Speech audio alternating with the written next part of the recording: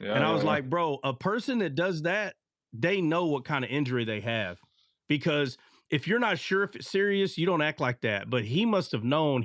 He probably looked down and saw something, and just based on statistics, facts, like, his experience being around hurt players, he probably saw something and he knew, bro. Wow, Oh, he knew his Achilles tore because your man. foot drops when Yeah, your Achilles tears. Your yeah. foot drops. Your foot drops. Remember Yeah, when Kobe Bryant ripped his Achilles, yeah, went on the bench and came back and dragged that foot all the way to the free throw line, hit 2 free throws like, yeah. hey, he's such a G. I love Well, Kobe Bryant. well, I again, Kobe bro, was a G though. yeah, but he did that because Michael Jordan is what he looked up to. Michael Jordan didn't quit. Bro, Kobe Bryant in his book, he said he knew he tore his Achilles and he knew that there was a possibility he would never play basketball again. He's like, I'm not walking off this court without making a jumper. So he dragged his foot back out there Yeah, to hit those free throws. Say, if I never played again, I went out scoring. I'm like, yo, this guy's Literally leaving it all out there. he's different, hmm bro. He's just different. These guys ain't built like that, bro. yeah. No, So this guy, that's how the, you have to the be. quarterback from Indianapolis, he tore his Achilles, bro. He's done. He already had an injury on his other leg. Oh And when you my tear your God. Achilles, and that's probably why he tore his Achilles on the good foot, is because your left foot was wrong. So you're probably overcompensating to the other foot and Oh ended yeah. up wearing it out and tearing it. hmm So it's he's out, bro. I don't. Most people do not come back from an Yeah, Achilles. yeah. No, he's got as much chance as the Cowboys going to the playoffs. That's about as much chance as he got coming back playing. Mm-hmm. Yep. Yep, Mm-hmm. Yeah. It yep. That's may not happen. Like, yeah, what's his name? I can't believe they added Philip Rivers. He's on the roster for the Indianapolis Colts oh, he's already. This actually is so added. He's dumb, added on there bro. already. So This is so wow, dumb. bro. I wonder why. This is the I dumbest. wonder why they didn't call Cam Newton. That's weird, man. I don't know, man. Here, I'll show you. I'll show you Philip Rivers. Look, Let I'm me gonna see a open my picture camera. of him. Remember him? Yeah, I recognize that dude's face. Yep, He played for the Chargers. I recognize his face. Move. Mm-hmm. Yeah, didn't he have it? Was that a San Francisco picture there too? No, that's a red shirt. He played for the Oh, Chargers the whole time. He was a Chargers guy. I The thought I whole thought he did like a Raiders or a San Francisco, and then with the Chargers. mm, I don't remember. He might have played somewhere else, but I know his career basically is Oh uh yeah, is it's the uh Chargers. yeah, San Diego Chargers is what he was forever. So, but I mean, Philip Rivers is 44, big dog. You got a 36-year-old bull waiting, bro. I'm telling you, I'm gonna send you his workouts on Instagram, bro. This man is like football shape ready. Okay, Which he is guy? ready. Which guy's ready? Cam Newton, he's Yeah. been waiting for the phone call this whole time. He didn't take a knee during the national anthem, so that can't be an excuse. You can't say he's Yeah. disrespectful. He's not calling Kaepernick. There's no reason why I would not have called him. Yeah. But sometimes the reason is it could His be style. it could be very minute, like bro, there's so many like, okay, let's say how Rivers drops back. They may like the way he drops back, and that may be it. Period. That may be it. I've seen some weird calls. It's like, we just like the way he drops back. That's it. We trust that based on our line. We trust the way he drops back. And that weird little thing, it could be the reason they did it, because I don't know. He wasn't afraid of contact neither, dude. Like if he didn't have nothing, he was gonna run it. Oh yeah, he is. Who's running it? Cam. Yeah. Oh yeah, Cam. Listen, Cam Newton was. If you look at his highlights, bro, he's equivalent to like a Lamar Jackson, Mike Vick type guy, except he's bigger and he He was gonna hit you like a punishing linebacker. runners. Yeah, Yeah. He was punishing runners, bro. I mean, defensive lineman. He was punishing them, bro. Yeah. Punishing them. Yeah. Why did Cam stop playing? He didn't get picked up again. Oh, well, yeah, after a shoulder injury and like an ankle injury or something. Bro, that might be it, bro. They may see injuries. That might be the reason, because nobody picked him back up. What about Rivers? Did anybody stop picking him up? He retired, bro. Right. Listen to what I'm saying. Did anybody stop picking him up? No. Nobody was gonna pick that guy back up, bro. Bro, what I'm saying is, he listen, doesn't have that. They're not seeing that. I'm saying he had to retire. He was washed, bro. He was Yeah, done. he was in that Drew Brees era. He was washed, dog. What, He wasn't like Aaron Rodgers, what like does that still person say? bombing touchdowns. Greetings from Turkey. Why? Hello, guys. I wish I was 6 bazillion. What? Descaled, you're fine. Just saying, man, get out of here with that.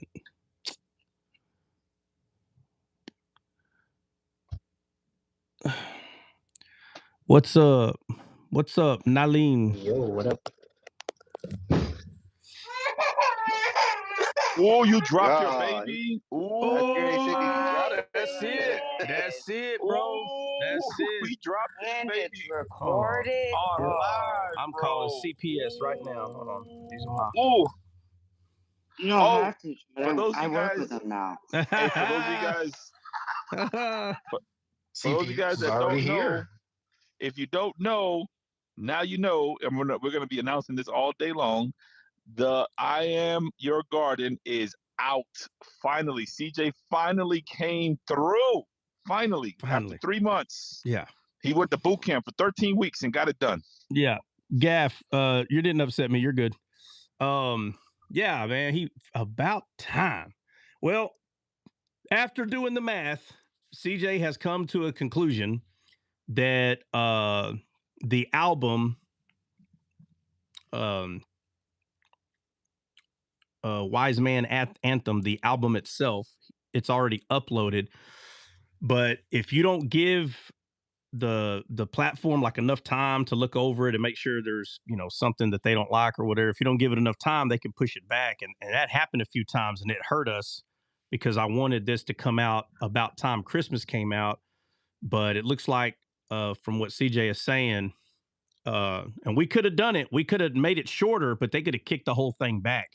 I don't want them to kick it back. So it looks like it's not going to come out till January 2nd. But I said it don't matter.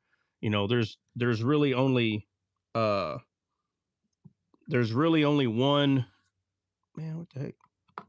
Only one one Christmas song really that's on there. And I'm not talking about Santa Claus ho ho ho, not that kind of Christmas song. And I think everybody will be all right, man. To be honest with you, even in January, I still listen to Christmas music. I'm just being honest. I do. So I think there's other people that do too. And I don't think it's that big of a deal. So, trying to figure out why is this. I can't believe these guys passed on Cam Newton, bro. I can't get over that, yeah, that's bro. crazy. That is crazy. Yeah, I'm not gonna lie. Cam Newton would have gave them a good look. Yeah. Oh yeah, and the crazy thing is they would have made money off of that. Nobody wants to watch Phillip Rivers boring butt play quarterback. They put Cam Newton out there, bro. I'm buying the jersey. You hear me? Like Cam is back. Oh, Yeah. bro, that's big news, bro. Cam That's Newton. big money, bro.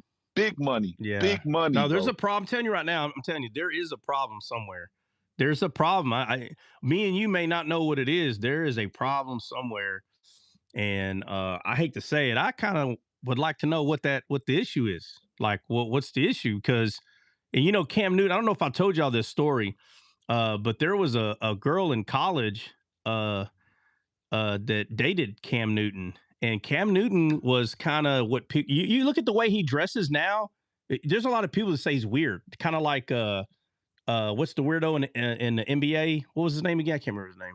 Dennis Rodman. Yeah, like yeah, he's kind of like an NFL Dennis Rodman, but like not that far to that side. But he's just got a very weird style and look, and he's always been like that.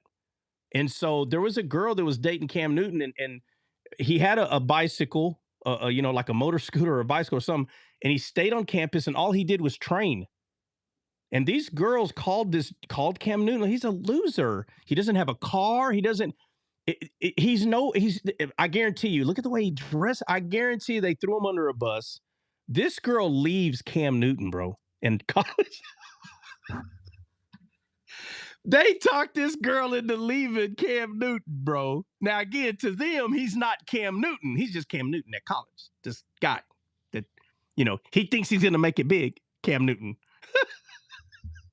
You got to be careful, man, on who you allow to talk you in. Troy, where you at, buddy?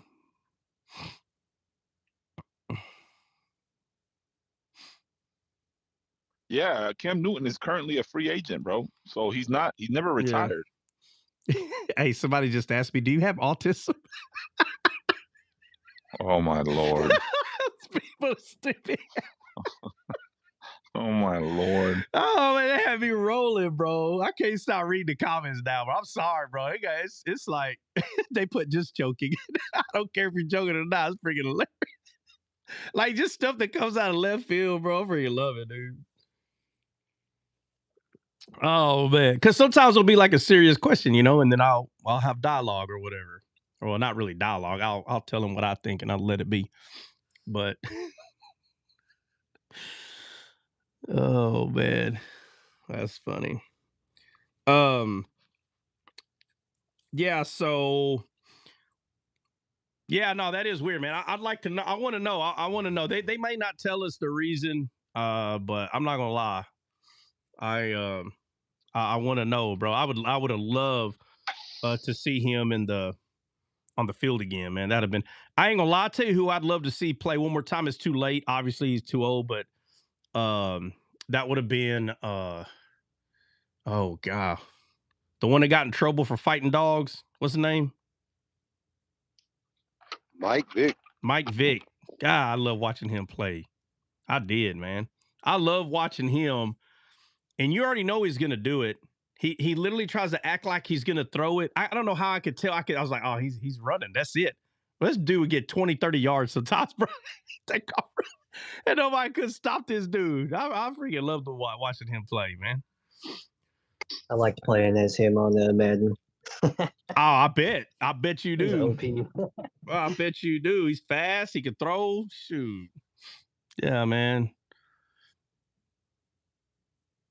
Somebody said Mike Vick on Madden 2006 on the PS2 was a cheat code.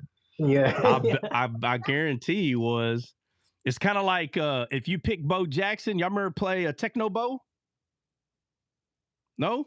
Nobody remembers Techno Bo? So.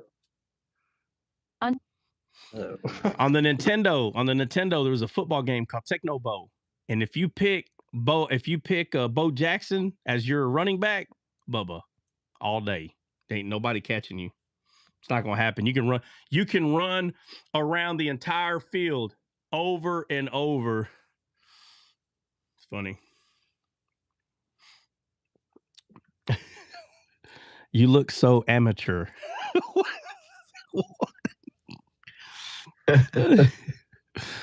Troy, you don't have to, if they say you look amateur or you look like you have the slight of the tism, bro, just leave them alone. It's fine. Troy's like, block. Yeah. Troy's like, no, block. No, don't do that. Leave him alone. You look like an Arab Jack Black. Oh. That setup doesn't seem amateur at all. Oh, what setup? Hold on. Who is this? Abs. You can't see anything in here. What do you know what kind of setup I got? You can't see nothing in here. All you see is this background. Is this a MAGA supporter? What the heck is MAGA? McDonald's? Yes, I love McDonald's. Hey, you talking about MAGA supporter? What the heck is that?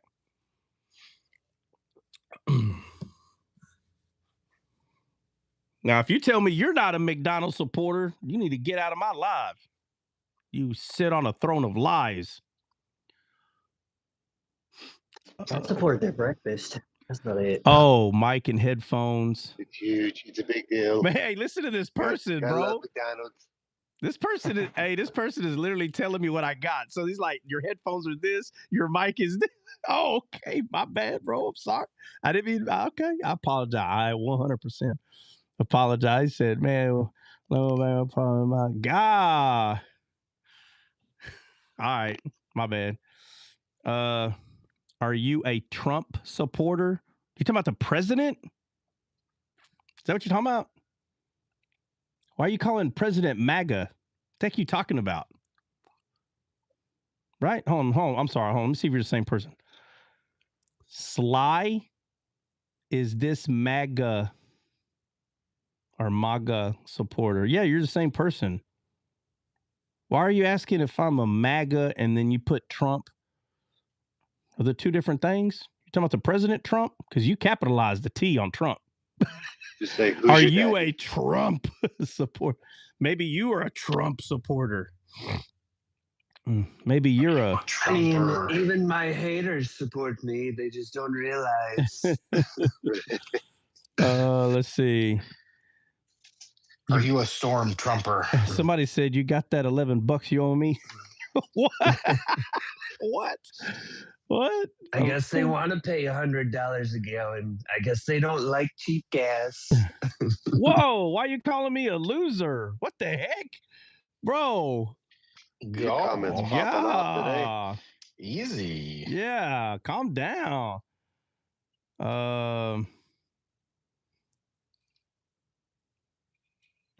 Margot, this person wants his $11.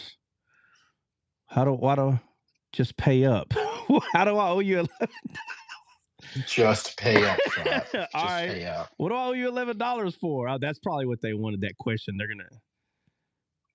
Is that in shekels or? Yeah, is this in pesos? I got 11 pesos. I'll go get them rat now. Like rat to the now. I'll make sure. Matter of fact, I'll give you 22. How about that? Pay him in whatever Venezuela uses. Hey, did you see bro Emmanuel on TikTok? No, what do you say? Ham, pork, and beans? That? He said, assalamu, yeah. I'm a pork. Oh, man, you guys, man. I hope my children, I have no idea what you're talking about. It doesn't matter. Let's see. You're the puppet master. What? Oh. No, okay. The puppet master controls both sides. And when okay. Oh, let's see. I got kids to feed. I need $11. I don't know about Puppet Master. I could see you being the dude behind the veil on Wizard of Oz, though. Yeah. What was his name? He was Oz, right? Ain't that what he was? I think he was Oz. Yeah, he was Oz. Yeah. So guys, hey, listen, if you have not went to your favorite music platform, whatever that is, okay? Apple Music or Spotify, Dcaled released its first song today. It's titled I'm Your Garden. Okay. And if you have not uploaded that, go do that, because in approximately a week, all right, we're going to look at how many uploads it has. And I'll tell you what, man, if we can get at least 100, that'd be awesome. If I can get at least 100, and again, not the first week, probably in 2 weeks, but it'd be nice if we get 100. Dig it. Huh? Just dig it. Yeah. Oh, what'd you say? Just dig it. Oh, just dig it. Yeah. I have kids to feed, need $11. What is up with everybody with $11? Is that the new thing? $11? I'm gonna say that or yo. I know, but I went on in there and saved it. You can't like songs anymore, but saved it, added the playlist, downloaded, all that good stuff. Yeah, so somebody help me out with this. When they say to download it, they're talking about hit the arrow and download it? Yeah, like it's downloaded so I can listen to it offline. I don't see the. Well, and a lot of podcasts and stuff too. Like this is one way how they know how many people's actually listening. When you click play on a podcast, I didn't know this until like a week ago. It actually downloads it to your device. It actually stores it on your device, and you actually ever so often you have to go in there and clear out that cache. Or the cache, how you want to say it. Well, but what I'm saying just by clicking on it, it'll be a download. Okay, so just by playing it. Yeah, just by playing it. Okay, now that makes sense, because who's actually going to go out of their way and download a song? I don't know. That's weird. That's just weird. Like, why would someone? I don't understand. Like, why would someone go and look for that little arrow, download it? I don't understand why that makes the. I don't know. Maybe that's. Yeah, on because on the actual platform like Spotify or Apple Music, it's streaming like online. Whereas if you don't have an internet connection for whatever reason at whatever time, then if you have it downloaded, you can still listen to it. Whereas if you Oh. don't, then you can't. I just subbed. You look like Steve from Minecraft movie. What? I never seen. What is that? Jack Black. Oh, Jack Black. Jack Black. Let's see. Let's see. Ritzy Ranger. Ritzy. Oh, you subbed? Awesome. Hey, go to your favorite music platform, whether that be Apple or Spotify or whatever, and go look up the song "I'm Your Garden," or go type Dcaled in there, and the song "I'm Your Garden's" gonna pop up, and go listen to it. Come back and let me know what you think. Let me say something. Oh, So on Apple Music, I typed in Dcaled, and there's another one on there. another what? Dcaled. Okay, I'm gonna tell you right now. Another Dcaled. Another Dcaled. I didn't see another Dcaled. I that's how I looked it up. I typed it in. It says Dcaled Life, and it has a type of picture that it like I listened to it. It's a lot of it's. I don't know. Yes. Why don't you just show us? Why don't you just show us? Instead of a teardrop, Why don't you just like show a palm us? tree on his eye? Well, CJ knows what I'm talking about, so he could play it. No, I don't want to Okay, hear great. it. Listen, I want to Okay, so what do you see. want? I want to see what you're talking about. I want to see I can show you in a second. Hold on. because I'm looking go. for it. I don't see Because nothing. I found that before this one came up. Yeah, that one was out like a year ago or something. Yeah. I don't know when it started, but I thought. Oh, I'm sure it was. It I'm sure it was is- somebody that was what? was spelled It just was the same. me. Hold on, guys. Hold on a second. Hold on. I'm your garden. I'm your garden. Yeah. Repeat. What? Repeat? I don't know. Repeat nothing. Yeah, the only reason I said it is so that people don't think that that's you. No. That's why you're the one that's saying the other word. I said go. It's Dcaled. I'm not saying this other thing. There's no even need to even say it. You're gonna start confusing people if you start because it doesn't just say just type Dcaled. It Dcaled. literally just says Dcaled. Dcaled. Artist. Go to artist Dcaled, and you'll see our logo. I sent that song to a bunch of people this morning, by the way. Oh, did you really? Oh yeah. They were like, "Yo, that's really nice. Who's singing that?" I was like, "Oh, this guy named Trot. He's singing." Oh Lord, no! You just say my buddy wrote it. When's he gonna go live? Yeah, he's gonna go live. I said, invite him to your church. Here's his website. He's a singer. He's a worship leader. Yeah, invite him over. Yeah, invite me over. Yeah, I'm gonna bring my the new laptop. song, I'm gonna The bring Revelation of Christ. I'm gonna bring my laptop, and I'm gonna hit play and stand right there. He's Yeah, lip singing. I knew it. I know somebody that's learning the piano. I mean, if you need somebody to play some music for you. Trot's the new Milli Vanilli for the Christian world. Not Milli Vanilli. That's funny. People don't even know who that is. I That's do. the crazy part. So this right here is what Nina is talking about. This is All right, not hold it, on. Time out. Let me put you up here. My bad. All right, let me see. Hold on, time out. Let me ask you some questions. What's the name of the song? Scaled Life. Okay, well, we're not talking about the name of the song. We're talking the about reason look at the tree on it too. That's why I was like, what in the world? Let me see. Sorry, I'm shaky. Yeah, what does the song talk about? There's no lyrics, it's just music. Beat. Okay. Remember we were talking about making a rap song with like Benny and Flip a while back when they were all joining coming together. Okay. Yeah, that's what that was for, but they never did anything with it. So what do you mean that's what who made this? Me. This is me. Oh. You're the imposter. It's your fault. No, he's part. People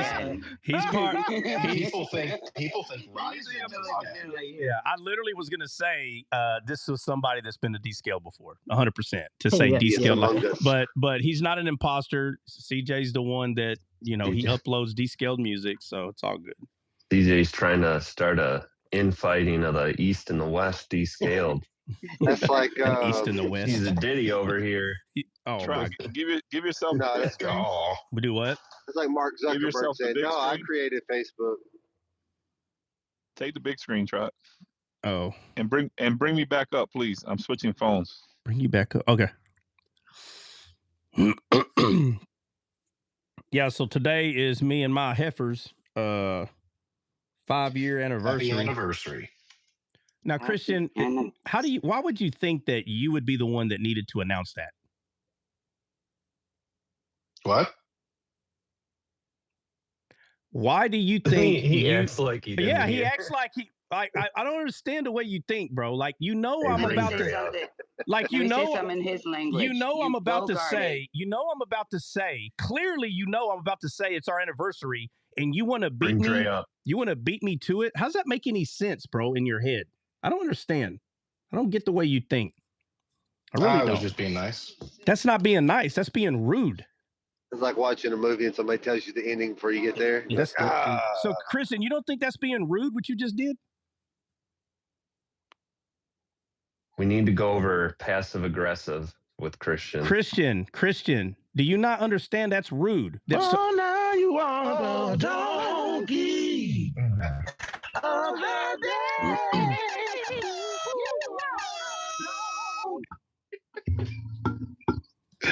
Got you, Christian. 2 days in a row. Christian, so you don't think that's rude, bro? That you announce someone else, like, you know that what I'm about to say, and you're like, it's your anniversary. Like, I mean, you don't see that being rude? I didn't say it's your anniversary. I said happy anniversary. so Joe Montana, yeah. Now I'm trying to figure out what makes you think that that's going to negate the point that I'm making, Christian. I just don't understand. I'm sure it won't.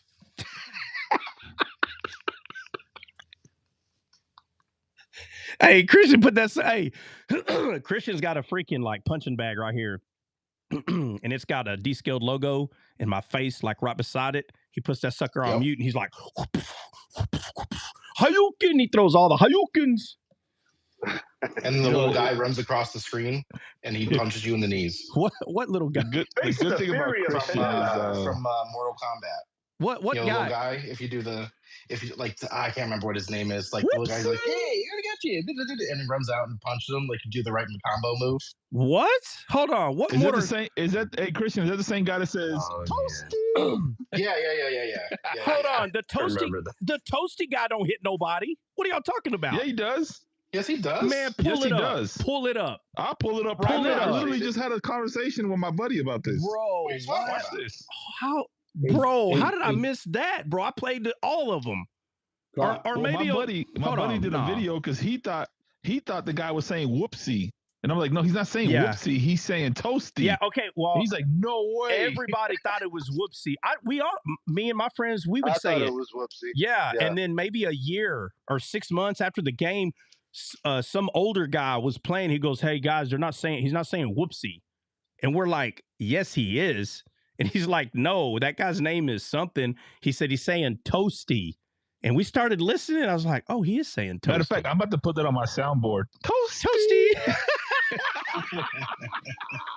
Yeah, that's going on my soundboard tonight, bro. Was that the Sega? The Or was that did it come out on 64 first? I can't remember. No, it's the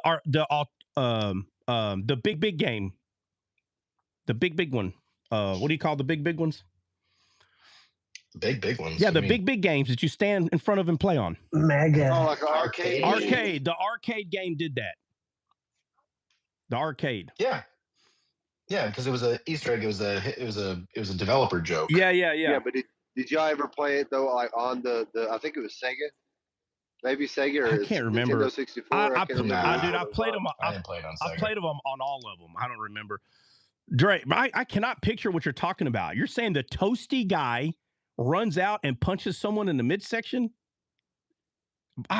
Bro, that is not jarring my memory. Maybe if he doesn't come out. He just pops out and says toasty. Whoopsie. He doesn't hit anybody. Yeah, what are y'all talking about? He hit somebody. I'm like, bro, I missed that. No, I thought. Let me look at my buddy's video. No, I thought it was his video. Give me a second. Okay, no, there may be a something else that he does, but the only thing that I remember him doing is come out and he's like, toasty. That's it. That's all I remember. I don't remember. Sir, be quiet. It's literally night here. People be saying Ryan whatever, bro. Ryan said People be add saying Hadoken to whatever. your soundboard. Y'all, hey, I don't think y'all understand. I could care less if any of you laugh at these comments, Bubba. I don't care. I want to make that real clear. I will laugh by myself. Hey, Hey, Trump. hold on a second. Hold on. One more, please. Because I was saying it was my anniversary. Somebody put happy anniversary, dirtbag.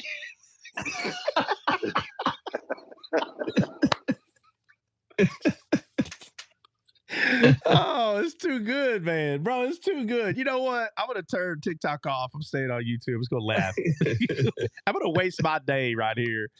All right, Bill, I'm sorry. You're making me want to go live on YouTube now. I might go live on YouTube. I'm sorry. Bill, go ahead, Bill. My bad, bro. I just had to read down. No, it's all good. That is funny. You get so much trolls over there on YouTube. I'm saying, when are you gonna announce your new press secretary, Christian? When am I gonna announce him? What do you mean? Oh, yeah, he announces all your stuff. He's trying to be funny, bro. Press secretary. I know, but what are you talking? I don't know what you're talking. What's he talking about? He's trying to say because he announced your anniversary, your press secretary. Christian said he wasn't announcing it. He was saying happy anniversary, but I'm gonna go back and look at it. And if he's lying, he's fired. He did say happy anniversary. No, I'll vouch for him. He did say that. I believe him. I'm just messing. Let's see. Alex, what does that mean? No more mouth of Surin. Ron. I don't know what he's talking about. Gall. Bro. Try can't do nothing about it. He just got to hear his own voice. He ain't even using it right. What was the reason he's using it? When you did it, you just saw him shake his head like, what was it? Stop it, man. No, it's an ad lib, bro. It's ad lib. Yeah, but you got to use it right. Say, no, you got to use it right. God. Hey, did you put it? Did you put Toasty? Nah. Did you find it? Oh. Not yet. I will do it right now, though. Watch. I'm gonna do it right now. Give me a second. I'm gonna mute and I'm gonna try to get this done. Somebody said your hat is an absurd shape. Okay. Absurd shape. Absurd meaning it's ridiculous. Yeah, no, I know what it means, but I feel like they're missing something. I don't know. That's a gaw. No, that's not a gaw. Let's see. From Montana. What's up, Montana? Yo, I got a question. Oh, my Lord. You got a question? Well, I can't stop you from asking a question. I hate autocorrect. Just listen to it. It's cool. Well, thank you, Ranger, for saying it's cool. Appreciate that.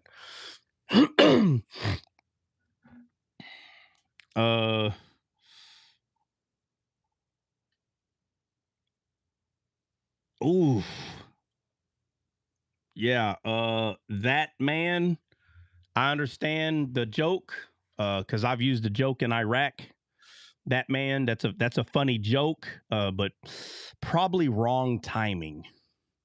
I get the joke. I've used it in Iraq, my friend, but not so sure if that's just going to work right now. All right. Noob. Okay. All right, what's up, man? Let's see. Too soon? Yeah. I mean, when you start using specific names, yeah, man, it's too soon. Like I get it. Trust me, I get it. Now there's people that will say that joke's never funny, and I disagree, and I hate to say that, but let's see.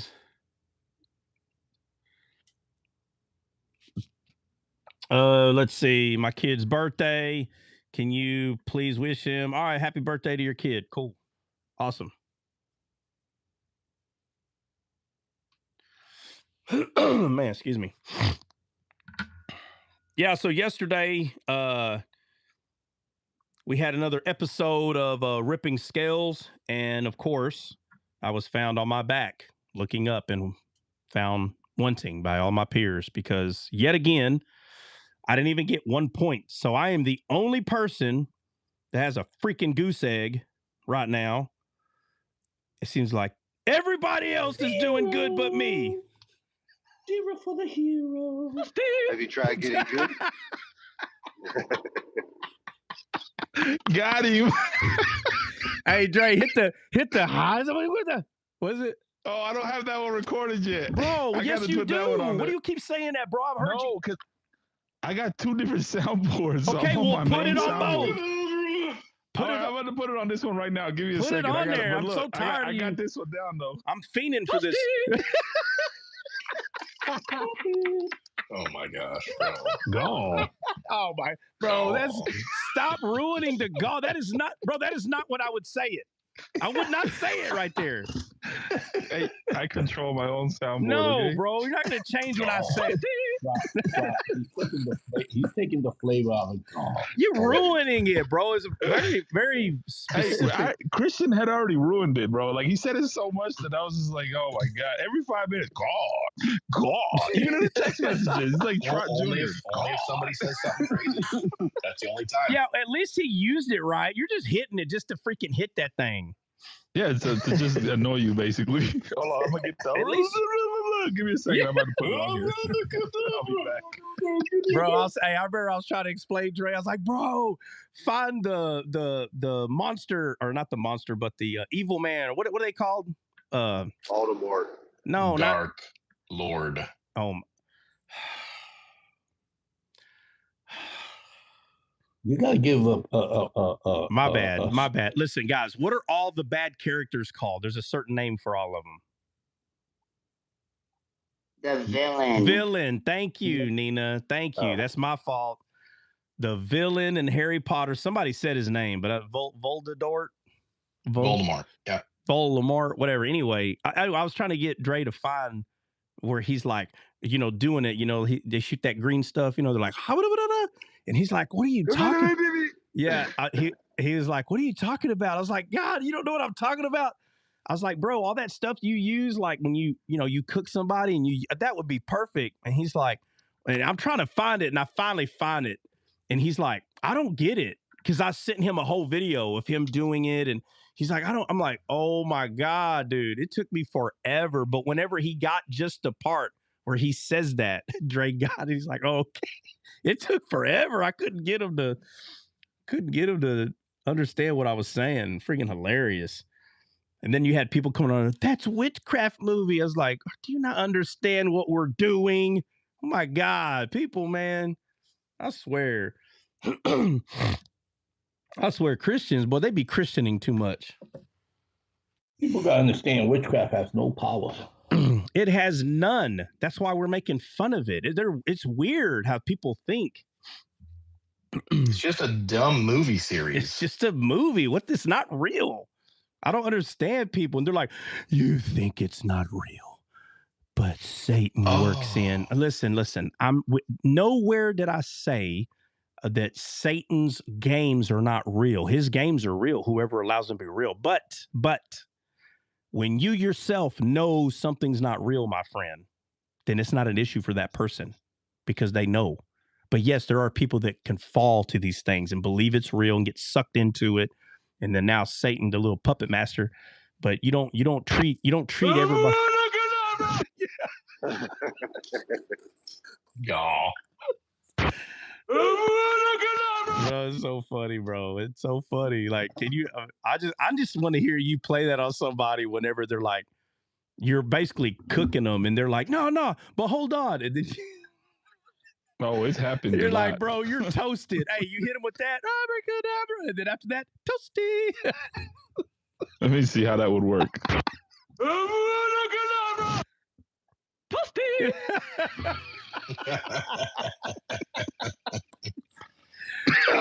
Because toasty is, that's kind of when someone's getting their butt whooped pretty good. Like, man, you're toasted. Trot, I remember my question. Oh, what? When? For when? Right now? Yes. Oh, we're getting serious? We're getting serious Bible. right now or what? Yeah. Oh. Yeah. What was the reason that the dude in Samuel, had the ability to contact Samuel when he was dead. Man, It was a Was it woman, because by the the enemy way. had the keys It of was a death so woman. they could access? I could It have was a swore. woman. I could have swore we talked about this before.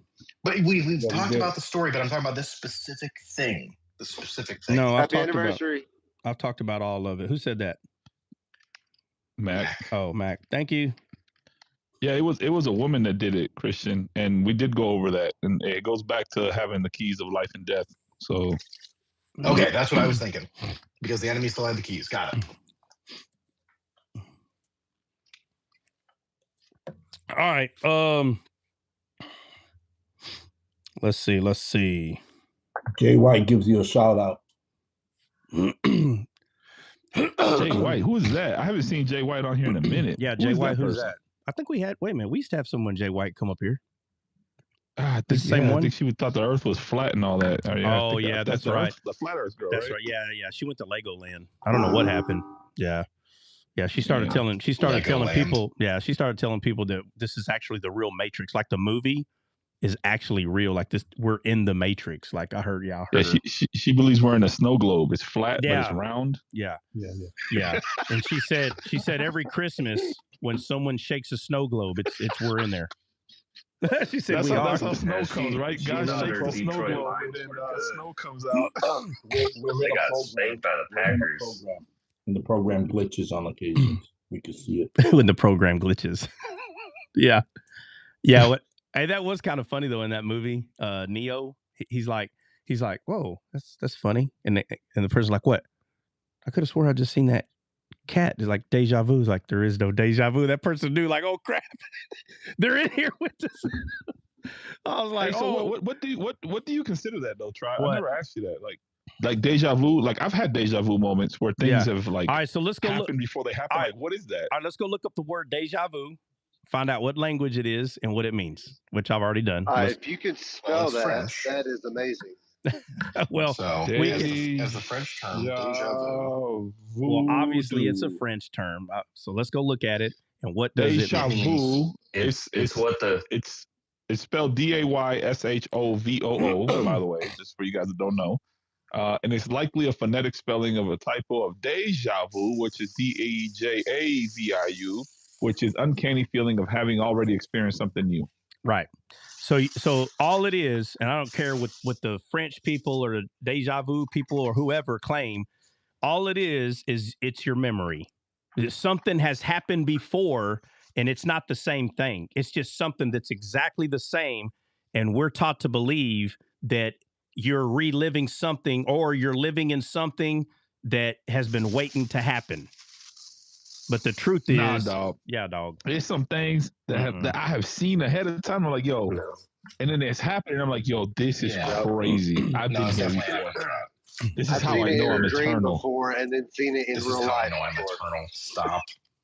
Yeah. Well, anyhow, y'all go ahead and believe whatever That's you want. 'cause you're connected. Santa Claus That's is your real. pineal gland. Santa Claus That's is your real. pineal gland. Pineal Bro, gland. deja vu can't be memory. It's something It that is, like no. I was never there before. Yeah, So I I'll was give like, you, hold on, guys. Give me a second. I'll give you an example. So this house that I live in, I've never been in this house before, brother. Before I moved here. And when I showed up here, I was like, yo, I'm having one of them deja vu moments. I've been here before, but I know I've never been here before. Yeah, Dre, just call me a prophet, bro. Just stop hating on me. Just be like, yo, you got a prophet spirit. Dre, You got a spirit of prophecy. listen to what I'm saying. It's the third eye, like Ryan said. Listen to what I'm saying. I agree you've never been in that house. I agree you've never been in that house, but you have been in a house that is so familiar, you're thinking you're having this deja vu. I'm telling you. Ain't no way, bro. Okay, so now, so I'm going to do what the Bible says. I think the Bible is what. So what are you saying? Are you saying, what are you saying then? Huh? I'm saying that God shows us things in the future so that we can. All right. Okay, now watch this. All right, so where do we get this idea that God does it, right? We go to the Bible, and it's like, see, look, God showed them. There was always a reason. What would be the heck reason that God showed you some stupid house that has a cobweb in the corner, and you saw a little butterfly go, what was the reason? Well, my visions don't be like that. It'd be like I have a vision of the house. I'll be in that moment, and it's like a good thing. And then when I go in there, I'm like, oh, God is confirming. I've seen this already. Thank you, Hashem. Okay, so Maybe God it's is my Jewish soul, though. I have a God, Jewish soul, so it's a little different for me, probably. So God is confirming what? He's confirming what? That I need to, that this house is mine. When I walked in, I thought, this is our house. Lord, this is my 100%. house. It's This is my house. This is where God wants me to live. You know what's funny? You know what's funny? When I bought the house, I gave the lady the offer, and she came back to my house, her and her husband. And they were like, we had an offer that was way higher than yours, but God told us to give you this house. I don't know why. Mm-hmm. Yeah. So I believe it. Right. Why would they lie to me? No. I didn't say they lied. I'm with you. I didn't say they lied. So these things are coincidences. I see the house. I tell my wife, I've seen this before. This is our house. Hold on. So what you mean, hold on? Hold on a second. So I spoke to a witch about 2 or 3 years ago. Okay. I knew she was a witch. Well, there's two of everything. Can I finish? So, but you're just confirming what I'm saying. There's two of everything. Okay, well, revelation. let me do it. Let me confirm it. Revelation. Let me confirm it then. Let me confirm it. Can I please confirm it then? Go ahead. All right. So I speak to this witch. 2 witnesses. And she said to me, she's like, oh my God, I just had deja vu. And if I had the spirit of slap, it would have happened. And I was like, oh, deja vu. She said, yeah, the atmosphere. And she's like that dude that came in here that one day, and I was asking him questions about Gnosticism and all this new age. You remember that dude? Y'all remember that dude? Anybody? Yeah. Okay. Yeah. All right. So this lady was talking like that, like the universe. Oh my God. You're the guy. You're the one. And I said, oh my God. I said, really? I'm the one. What is you? I said, hold on a second. Hold on. I said, what does the deja vu tell you? She's like, oh, well, this, and I saw this. And I said, that's a lie. And she tried to use deja vu. Deja vu's from Satan. Y'all can miss me with all that. Now, if you want to say I had a vision of something and the Lord confirmed it, oh, okay, well, that's not deja vu, is it? That's a vision from God. It's not the same thing. That's like saying karma and you reap what you sow is the same thing. They're not the same thing. Wait, hold on. But deja vu is just like a colloquially known saying to say I had a vision of something and now I'm living in it. Which that's all deja vu is, colloquially speaking. Like when you ask somebody about Torah, no, I know what it means. But Torah is the first 5 books of the first 5 books of the Bible, but really and truly, Torah is teaching. So it's not the whole five first books of the Bible, but colloquially speaking. Yeah. So all right. So thank you for conceding, sir. Thank you for conceding. Would it run into the Mandela type thing? Again, is reaping what you sow and karma the same thing? No, bro. No, it's not the same all right, thing. Then. All right. So getting a vision from God is not freaking the same as deja vu, bro. I don't care who you are. It's a different language. I don't care. Listen, when somebody says deja vu, all they're saying is, I've been here before. I have a vision of this. So that's all that means. If it don't glorify God, it ain't from God. Nope, absolutely not. It does glorify God. When I walk this witch didn't get deja vu from God. Get off the gas. Absolutely not. There's 2 of everything. All right. No, two of everything's in the Bible. 2 of everything's in the Bible. The witch had deja vu. 2 of everything's in the Bible. 2 of everything's in the Bible. The witch had deja vu. I had a vision. That's all it was. No, you said you had deja vu. Yeah, but okay, I corrected the language. Oh, okay. So then what was it? Which one was it then, sir? It was a vision from God. Okay, there you go. Now we're tracking right. It matters. 100%. You see how this guy's the big. You're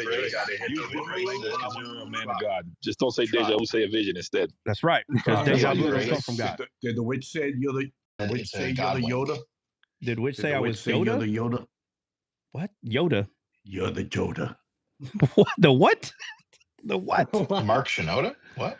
Or Mike Shinoda?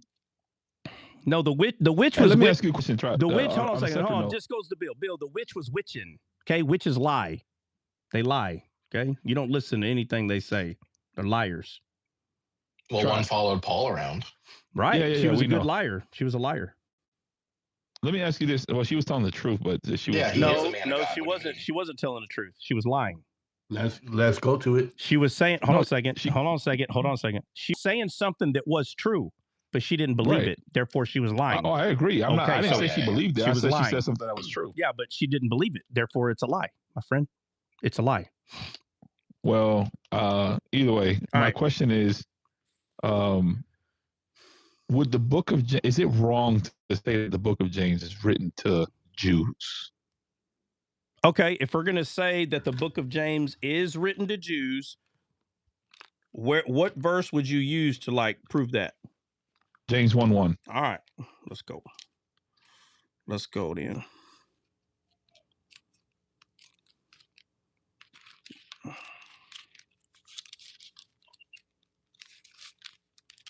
Oh my God! What I keep getting going to Hebrews. That one's written to Jews too. Oh my God! All right.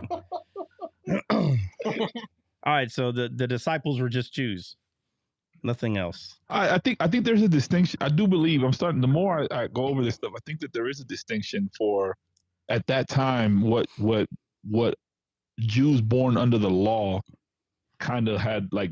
I don't think that applies today, honestly, but because there's no Sanhedrin, there's no Pentateuch, there's none of that. Right. But I think that there was a duality happening in this time frame, and people don't know how to separate the two. Right, and they need to, right? And where we see this separation is in the book of Acts. The book of Acts starts that transition to where we are now. Yeah, because Christianity was Jewish at its core. It wasn't Gentile. And then when you go to Acts 15, they figure out a way to contextualize the gospel to allow Gentiles to come into Christ without having to become Jews. Gentiles don't have to become Jews to be part of Israel. It's not true. That's my whole point. But if you read James 1:1, that's where I'm getting this from, by the way. All right, somebody read it. Hit it. Who's going? I can pull it up if nobody wants to. I'm just. Yeah, I got it. James, a servant of God and of the Lord Jesus Christ, to the 12 tribes which are scattered abroad, greetings. Right there. Yeah. Right there. So he's starting his scroll, because this is one. There is no chapter 1, chapter 2, chapter 3. This is nonsense. This is one long scroll. One long letter. And he's writing his scroll. Who's writing this? James. Half brother of Jesus. Well, you want to say God is writing it? Fine, God is writing it. I didn't say that. I didn't say nothing. Just okay. Go ahead. It says James. I don't know unless the scriptures are corrupted now. It's actually the actual name is Jacob, but for some reason translated was changed to James. All right. So is that all right? So what? All right. Is that it? That's all we're saying it. No, then verse 2, my brethren, count it all joy. All right, so who is James? Who is James calling my brethren? The 12 tribes. Right, that's what he said. All right, so he says, greeting. I'm talking to y'all. So here he says, my brethren, count it all joy when you fall into diverse temptation. Okay, so now show me where someone is telling you that it's not written to the brethren of the 12 tribes. Well, that doesn't make any sense. That's literally my point. Yeah, I know that's your point, but you brought it as though you're saying people believe that this is written to someone else, and I'm asking what verse. No, yeah, people believe that it's written to Gentiles. Based on what verse? Under the law. Based on what verse?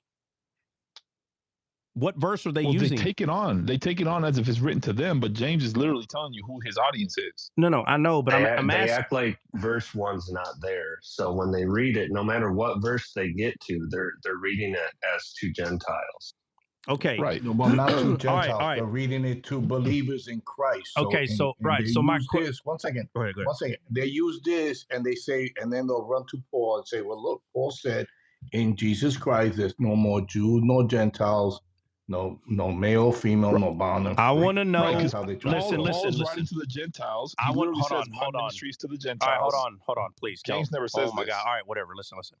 Listen to my question, because nobody's answering my question. What verse is someone bringing up and saying, "See, it's written to these people other than the 12 tribes"? What verse? They're not using a verse. What they'll do is they'll go to the verse of doing works, and they'll say, see, look, faith without works is dead. You're supposed to do it as a Gentile, the works of the law. Okay. You're not under the law, donkey. All right. So they say right here, faith without works is dead. All right. What are they saying about that? That's talking to who? That Gentiles need to have Jesus and be under the law, do Torah laws. Well, first of all, that's not even what that's talking about. Faith without works is Granted. dead is not talking about the law. Granted.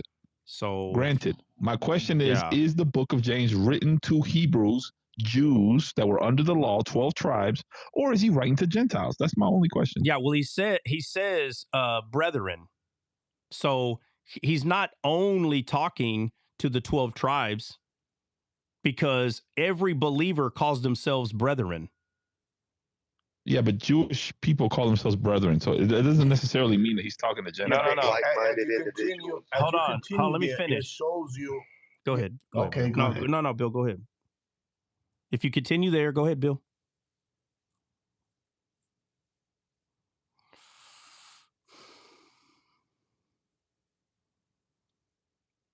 No. But I don't know how this is pretty clear to me. He's literally saying James, a servant of God, of the Lord Jesus Christ, to the 12 tribes, which we know what the 12 tribes are. He says, which are scattered abroad. Right, which are scattered abroad is what he says. And it says, but where are they scattered abroad? Amongst the Gentiles, right? Watch. Yeah, scattered abroad. Let me go to the Amplified real quick.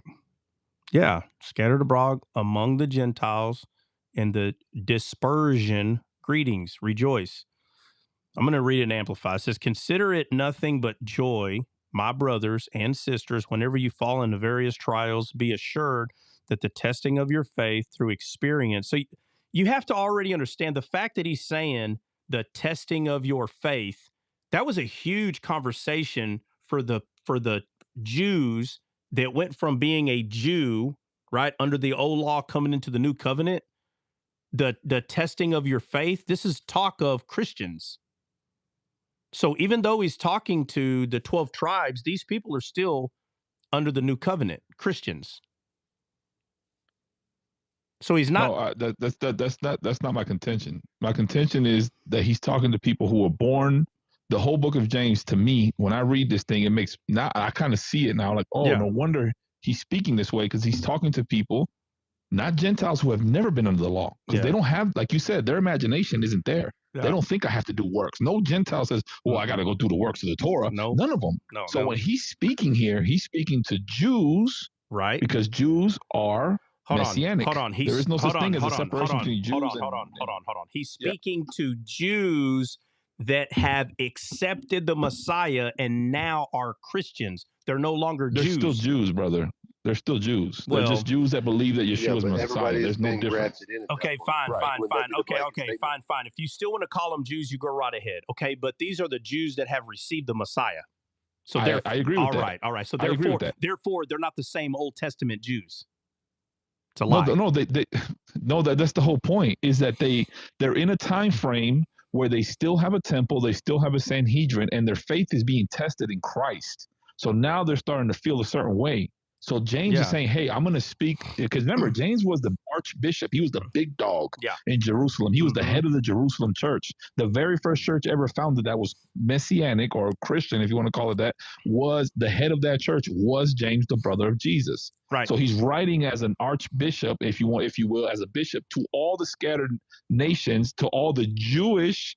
It says the 12 tribes. I know. So within these 12 tribes, there's a bunch of people who have accepted Yeshua as Messiah. And he's saying, hey, listen, we're going to go through hard times because we believe something that these people don't. Right. That's what he's speaking to. I know. But there is a difference between the Jews that did not receive Christ and the Jews that did. There's a difference. It's not the same. I agree. I mean, that's not I just want to be very clear that these are not Jews. He's not talking to people that are thinking about maybe joining their clan. No, he's talking to someone that's already received Christ. Therefore, I agree. All right, therefore, they are Christians. Well, hold on, real quick. Before you continue on there. Yeah, but before you continue on there, these guys are not Gentiles. No. They would never consider themselves Gentiles. They're not Gentiles, but they are Christians, period. I agree, but listen to what I'm saying. Yeah. Because they're not Gentiles, he's not speaking to them as like Paul speaks very differently. Paul says, hey, if you circumcise yourself in Galatians, if you go under circumcision, Yeshua is of no good to you. Like, what are you doing? Like, you're just placing yourself under the law. These are people who are born under the law, were circumcised on the 8th day, and have accepted Yeshua as Messiah. So they're not Gentiles. That's my point. Yeah, Are no. they Christians? Of course, because Yeah. Christian means follower of Christ. Yeah. I don't care about that. Yeah, they're What Christians. I'm saying is that these people are not Gentiles. No, they're not so Gentiles. He's speaking to them as people who have the mindset of being under the law.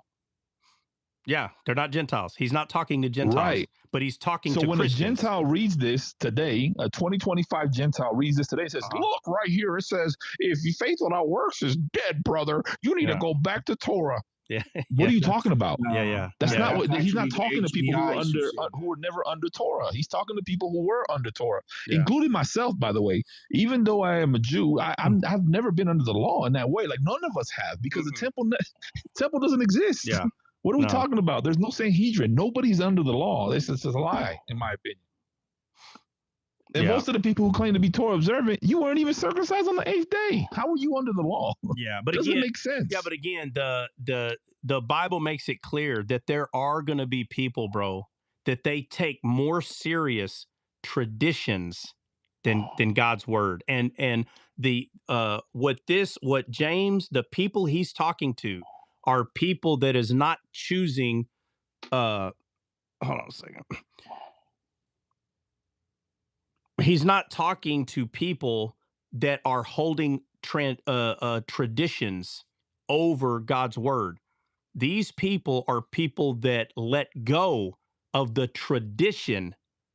They let go of it and they stayed focused on Christ. But because they were under the law, they're still going to remain. They're still going to do everything that they were taught to do, because you have to understand, these people understand what those things meant. So they're still going to do them. And I'm telling you right now, none of these people believe that their salvation were through those things. They would have never received Christ as their Lord and Savior. If they thought that the physical things that they were doing was all about who you are in God's eyes, they would have stayed a Jew. But they believed, believed. Hold on, let me finish. So they believed in the Messiah, which means the tradition that they were doing is not to be upheld over the Messiah coming. It's not. And there are Jews today, I don't give a crap what they say. They may not admit it, but they choose tradition over God's word, period. That's what they're choosing. No. Tradition. And I agree with you. I agree with you. And this is why I'm saying, when we read the book of James today, I'm not saying that there isn't I mean, as a matter of fact, you should look at what he's saying, and still it would apply to a person who is a Gentile, quote unquote. No doubt about it. But the audience in which this book is being written has to be understood. So when somebody grabs this book and runs with it for today, like this book would apply more perfectly, I would say, to a Jew that has been born, quote unquote, as an Orthodox Jew and has been following Jewish tradition. He comes to Christ. There's one brother, Orthodox brother that's coming to Christ. His name is Lazar. I'm actually really excited for him. So he's like, yo, I'm done with Judaism. I want Jesus. How do I get Jesus? So for him, when he reads the book of James, it will fit him like a shoe and say, oh. But a Gentile who has never been under this type of stringent legalism and law and tradition, you come read this like a donkey and say, oh, look, it says right here, faith without works is dead, brother. Right. So you better go do Torah. Right. So if you're right. So if a person's a Gentile and they came to Christ and they pick up the book of James, right? There's a lot of things they can learn in there, a lot, because James is still talking to Christians overall. But if you don't know how to separate the part where he's very specifically speaking to Jews and separate what else he's saying to the Jew now that they're Christian, if you don't know how to separate that, you're going to be confused. There's going to be some confusion. And that's why he speaks. Oh man, it makes perfect sense to me. Now that's why he says in chapter 2, verse 11, he starts to say, for he that said, do not commit adultery, also said, do not kill. Now, if thou commit no adultery, if thou kill, or if thou be a transgressor of the law, so speak ye and do so. And it says, and they shall be judged by the law of liberty. Yeah. Mm-hmm. Bruh, it's so what's the law of liberty? What is this law? You know what I'm saying? Like, he starts talking about the law of liberty, and then he talks about the royal law. Yeah. So he's making he's making it very clear. And when he talks about, like, I spoke to this guy. Remember that guy that I was telling you about on a different live? I was kind of in the comments in our chat, and I was like, "Yo, they have palm trees, but they're not really palm tree." It was in our private chat. It was a live How long that ago was Jordan it? put me onto. How long Yeah, ago? it was some guy that had palm trees. I was like, "Oh, I wonder if he's part What of about us." it? What about it? What about it? No, it had nothing to do with what we believe at all. So they were using this verse, and they were saying, like, look, it says right here, faith without work. He says, see then how that by works a man is justified and not by faith alone. So they're trying to convince people that justification comes through the works of the law versus from justification from Christ. And one of the questions that I asked them is like, well, what are these works?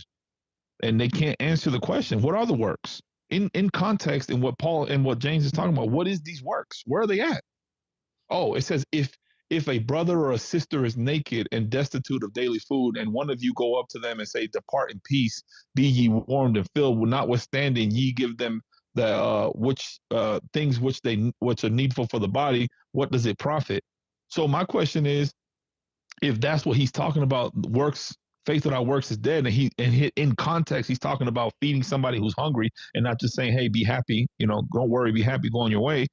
I have yet to meet a Protestant Christian who really has the Spirit of God in them, that they see somebody who is poor or in need, that walk up to them and say, hey, can you spare $1, bro? Or like, you're eating at a restaurant in a third world country. Like I got extorted in Mexico last time I was there by a bunch of kids, bunch of hungry kids, man. They're like, yo, can you buy me something to eat? I'm like, yo, all y'all, come on. Every single last one of y'all, get in here, get something, get some food. I'm gonna pay for all the children. I don't need the law to tell me this. My heart breaks for the children. You know what I'm saying? I don't need the law for that. But that's what this is talking about. It says, now, if I would have told them little kids, hey, come here, guys, let me pray for you so you can receive the Holy Spirit, start speaking in tongues over them, that ain't gonna do them no good. That ain't doing nothing for these children.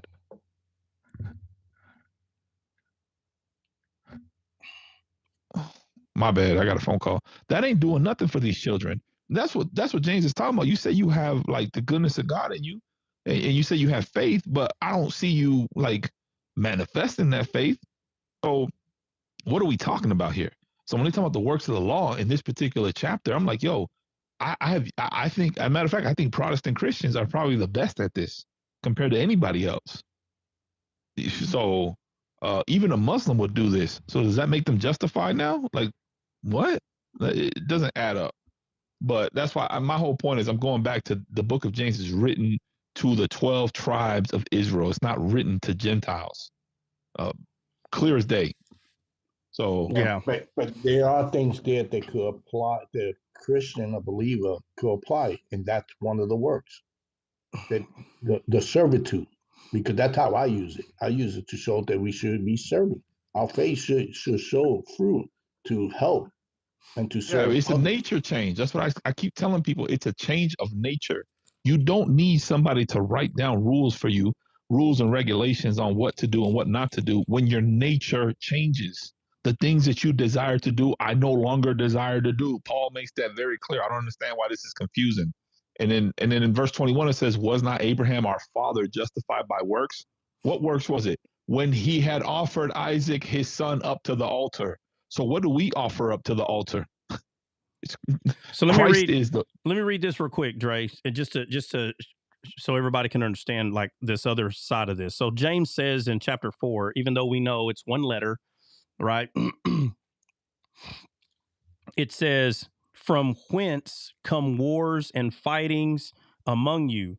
Come they not hence, even of your lusts that war in your members? Ye lust and have not, ye kill and desire to have and cannot obtain, ye fight and war, yet ye have not because you ask not. So that right there is Christian talk, what he just said, not Jew talk, right? So he's writing this to his fellow brethren, but they're also Christians. So there's a lot of what James is saying that can be applied to us today, and that's part of it. You have not because you ask not. That is 100% speaking to those who apply faith regarding God instead of the law. So there's a lot in James where, again, they were Jews. Okay, they were. And when I say Jews, I'm talking about under the Old Testament without Christ. That's what they were before he started discipling. And so Christ came and they started transitioning into the new wine, which the Old Testament constantly talks about. So now that they're on this new wine, they don't have to drop the tradition unless they think that the tradition overrides the word. Tradition does not override the word. And so he's talking to people that still, they still, or instead of saying it that way, the tradition is still alive in the culture that they're in. But as long as they're not overriding the word with those things, there were shadows of Christ to come. They would not be wrong for doing a lot of these things. They 100%, I don't care what anybody says, the only reason they would be wrong is if they rejected the Messiah and they chose those things over the Messiah. That's how they would be wrong. But these people right here, they were transitioning from the old wine to the new wine. So because they were transitioning to the new wine, they're Christians, which means even though Gentiles never had the old wine, and then they freely was given the law of liberty, right, which is the new wine. They were given this freely. What James says, a lot of things that James says would still apply to a Christian. Yeah. I don't deny that. What I'm saying is that ultimately he is writing to Jews that are now believing Christ. That's bottom line. Because even like what you're talking about is in the Jewish community, there's a lot of superstitions. I don't think people realize that. Like everything that Islam does, they stole that from Judaism. Yeah. Everything. So what I'm saying is, even though he says that he's writing to the 12 tribes which are scattered abroad, and this is talking about around the world with the Gentiles, and he calls them brethren, he's still a Christian. So he's writing directly to the tribes regarding traditional things, but he's still writing to all Christians, period. He's just not in the traditions, he's directing to Jews. He's directing to the 12 tribes. So we can't say that he's not talking to Christians because James is both. He's both coming from the old, going into the new. And so he talks about the new in here. So the one thing we can't do is say that a Christian cannot learn something from this. A Christian can. Therefore, he may be writing directly to the tribes, but he's also writing to anyone who's born again regarding the new wine. Because the one thing that he's not doing, he's not trying to tell Gentiles to come join them in their traditions. That's not what he's saying. But he's writing to both. If you can learn, if a Christian can learn from it, then it was written for the Christian. But he just so happened to be someone that's going from the old to the new. So like if somebody was reading his book and they learned something from it, I'm talking about a Gentile, and they go up to James and they go, "Hey, I loved it when you said this." James is not going to say, "Wait a minute, are you part of the 12 that were scattered?" No, he's not. That's because his intention is not to say this is for the 12 tribes and no one else to become saved. Like that's not the intention. No, it's context. Yeah. The whole point is that it's like people have to understand context within the Bible. Yeah. You can't just pick up a book and say, well, this is written to me. And like, you know, there's parts that could be to you. Yeah. In context is the problem. In context. So when people use the book of James to subjugate Gentiles as if they should be observant to the Torah in the way that an Orthodox Jew would is wrong. It is wrong. That's not the context of this book. Nope, it's not the context. It's out of context, 100%. You see, Orthodox doesn't Orthodox Catholics try to use it? Oh yeah, 100%, 100%. They use it. They use specifically the part where they misuse where it says confess your sins one to another. So that means there's a Catholic priest now. Yeah. Let me say this specifically replacement theology. Let me say this real quick before we continue. I'm sorry, Mac, because now there's 50-something people in the room.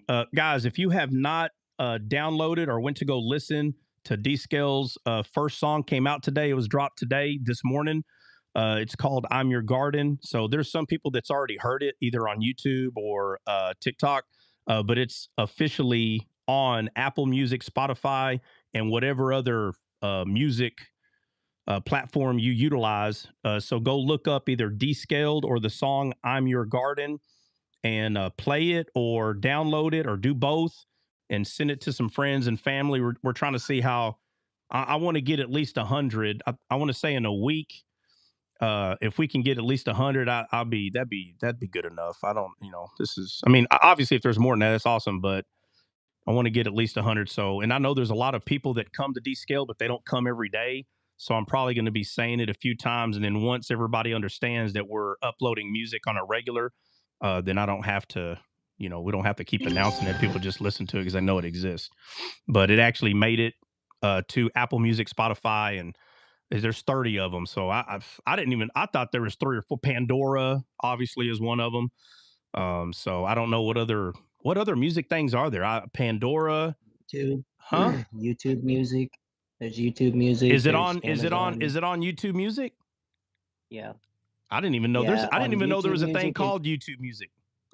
Yeah, on YouTube Music though, it's, well, so far I looked this morning, it was under your Dcaled page, not like a new release. So that's just going to be under your Dcaled page. Is that an issue? Music. No. It just won't. It doesn't look the same. It's got your album cover. Oh, well, take a picture or whatever and show. Take a picture of what you're talking about and send it to me so I can see. I copied the link and put it on the YouTube chat. If everybody scrolls up, almost in the beginning of the chat, I put the link of the. Why don't you just do it again, Bill? Just do it again. Because I'm outside. All right, well, then somebody else will do it. We don't got to get someone to scroll all the way up. I didn't even know you did that. Obviously, thank you, but I'm sorry. I didn't know there was somebody up. Mac, hold on, Mac. What were you saying? I cut you off. Wasn't it, Mac? Yeah, you good, bro. I'm eating. It wasn't nothing. Okay, my bad. I know it was based on what Dre was talking about, though. I just mentioned it, all of that being about replacement theology, and that's why the Catholics try to say, "Oh, this is to us, through our Pope, blah blah blah." Oh, yeah. they even deny that. That's the funny part. They say that Peter's the Pope, and the reality is James was actually the head. He really was. He's the one that they made the decree in Acts 15.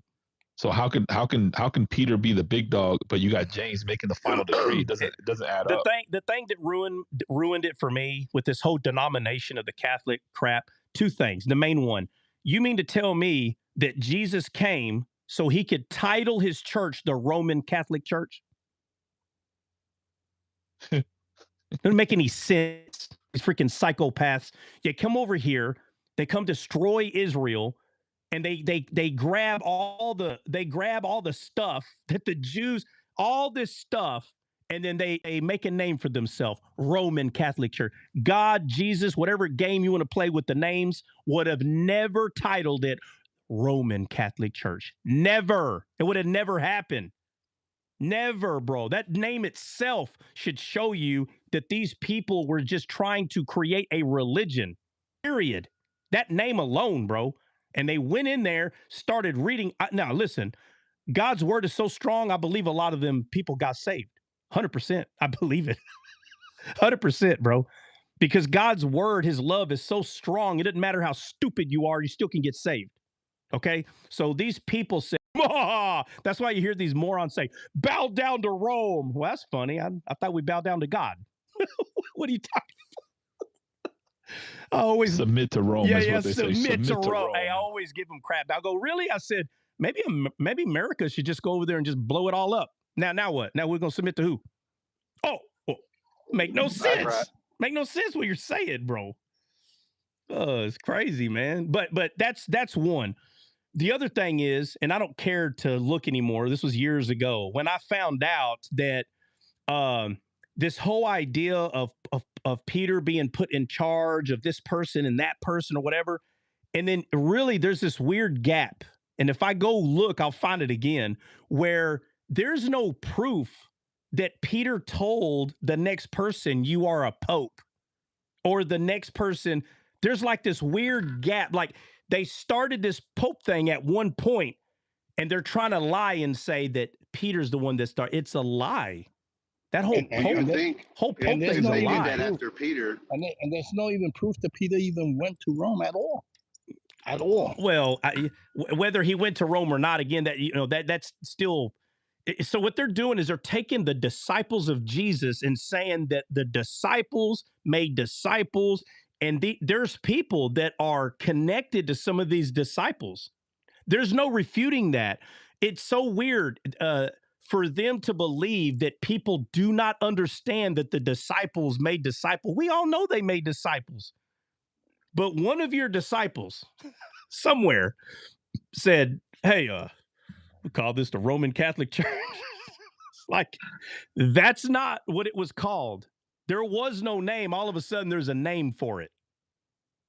Man, it's so easy. So easy for me. They follow that apostolic succession. I'm sorry, man. Hell, my two problems with it is, one, they vote today, right? The Cardinals, they'll get together and they'll cast a vote. But yet, in the beginning, it was God who chose Peter. So shouldn't that continue throughout all the other popes? Shouldn't it be God alone who's choosing him? But then also, like you said, if there is to be a track record, if they're doing it differently, why don't we see in Scripture, other than when they had to add another one like Matthias to the 12, right? They said they drew lots. Yeah. And it fell on Matthias or Matthias. Like, why don't we see any paper trail pointing to like this succession, like you're saying? Right. Well, the truth is because that is not what Jesus intended for them to do. Period. He did not intend for any of that to take place, what they're doing. They did all that on their own. That has nothing to do with the church that Jesus created. It has nothing to do. But they have history, you understand? And men are fools regarding history. We've been fools, you can prove it. So we believe as humans that if we can prove historically where something originated, then you can fool everyone to believe that this is how it was intended to be. We're not going to fool me with that. I don't give a crap what kind of physical history that you claim that you have. This is what I do know. From the time that all this was written down, was there a Roman Catholic Church? Let me ask you this. Was there a Roman Catholic Church before this Bible was, I'm talking about the letters. So was there a church called Roman Catholic Church while Paul was writing his inspiring letters to us? No. I don't understand what's so hard about this. If Paul was sent to the Gentiles, my friend, he would have freaking called it the Roman Catholic Church. He's the one that Jesus sent. And they're like, oh, well, it's because Peter was chosen. You can miss me with all that crap. That's a bunch of hogwash. Absolutely not. For the Gentiles, my friend, for the Gentiles, if they want to play, if the Roman Catholics want to play this game about Peter being the Pope, okay, well then he's the Pope of the Jews only. Then, if we're going to play this game, fine, I'll play the game with them. But Paul the Apostle was sent to the Gentiles. So if you want to say, well, Peter was chosen, okay, well then Paul was chosen. So then we got two different popes. Okay, we got If Peter. anything, he should have been third in line. You got right. So then that means Peter. All the popes wear the daggone the fish hat because that's for the Jews. Well, guess what? Paul didn't mention none of that. Unknown. Paul didn't. This is why Paul didn't mention none of that. Go ahead. This is why I say that even in their lie, they messed up. Yep. You picked the wrong guy to be your pope, man. It's supposed to be Paul, not Peter. Paul. Let me say that. Like you said, even James being the head of the church in Jerusalem would have been the next one. Yeah, I think. Yeah. Right. So, but they have all the history. That's what they think they're going to use. I'm sorry, Bill. Go ahead. My bad. No. Go ahead. No. Real quick. How many popes were Jewish?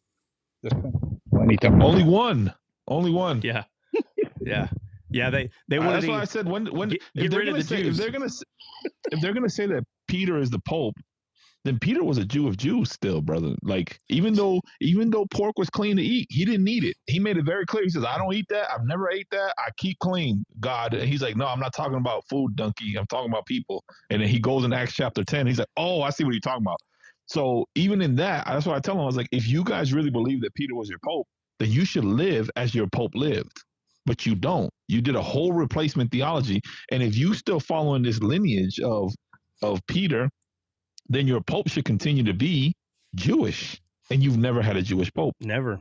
No. Because it's all about, listen, back then it was all about Rome. It was all about Rome. Rome took this religion and that all they did was take it and Rome did their thing with it, bro. But the thing regarding God's word, it cannot be isolated or taken away. It can't. You cannot use the actual word of God and create a physical religion and think that people who are actually part of the church don't recognize what happened. That's the dumbest thing. They think that because they can just fool everybody and say, look, it's all passed down. That you're just supposed to just easily, gullibly believe what they're saying, as if the Spirit of God doesn't speak to people today. It's the weirdest thing. No. How does the Spirit speak through you? No. The Spirit don't speak through you because of apostolic accession in the church.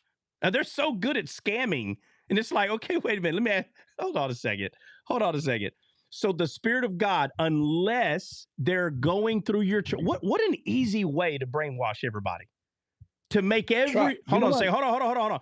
To make everyone believe that if you don't go through this physical church right here, you're a liar. You're a liar. There's no God in you. Bro, what an easy way to manipulate the world. Get the heck out of here, bro. Listen, hold on. When the Gentiles, well, you keep interrupting me. I'm not saying hold on to you. You keep hold on to me. Hold on a second. I didn't say nothing. Why are you laughing? I didn't say your name. Whoever it was. But when the Gentiles, when the Spirit of God fell upon them, Peter had nothing to do with it.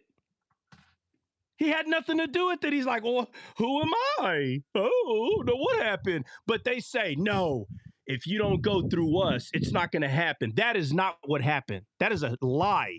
That is 100% lie. Say, you have to come through here. That is not what Peter said. So today they will say, okay, but that's why they got the Spirit, because of Peter. No, bro, Peter didn't even know. He was sent over there. The Spirit was filled to them so Peter could testify on what happened. He's like, yeah, but it didn't matter because the apostolic succession, you're still missing the point I'm making. He's going to use Peter for God's sakes. He was one of his disciples. But when he went over there to minister to the people, okay, it was inside of him, so he had to give it to them. But there was no Roman Catholic Church. You're lying. And they say, well, that was the Roman. Bro, these were Jews. What the heck are you talking about? They were Jews. I don't understand. If you want to talk about history, Rome was going around conquering the world, and every creation that everybody created, the Romans took it and acted like they created it. What is it you're not understanding? They tried to do this with this. They tried to do it. But the word of God is not tangible. I don't care that they got the manuscripts and they got all the physical stuff. God is not in any of that. And that's what they're trying to make people believe, that God is in all the physical stuff. Oh, we took it says that they walked out of here with the ark. Y'all don't remember that? The Ark of the Covenant? Come on, man. No matter where they went, bro, if somebody would have invented it, if they had a vehicle, a car, the Romans would have took that, re-engineered it, and make it look just a little bit different. And to this day, that vehicle will be known as the Roman vehicle. That's how easy this is. That's why they called this religion the Roman Catholic Church. It's craziness. Hey, Dcaled. What's going on, man? Hey, man, I got a question for you. Rewind a little bit back to 144,000. Do you Hold on. In Time out. You said rewind it back. We were never talking about that. What are you talking about? Okay. Well, we're talking about the 12 tribes in James. Yeah. Well, do you remember do you remember the context we were talking about? I do. What Who was it's it? being What was it? applied to? Well, okay. So we weren't talking about the topic was not about the 12 tribes. The topic, the context was James was talking to a very specific people. Okay, that's the context. And also, can a Christian today learn anything from it? Because if they Right. can, then he wasn't only just talking to the 12 tribes. So again, he may have been specifically writing to the 12 tribes, but Right. in his writing, a Christian, even today, it's been over 1,000 years that this was written, but yet a Christian today who had nothing to do with the 12 tribes can still be brought to Christ through these writings.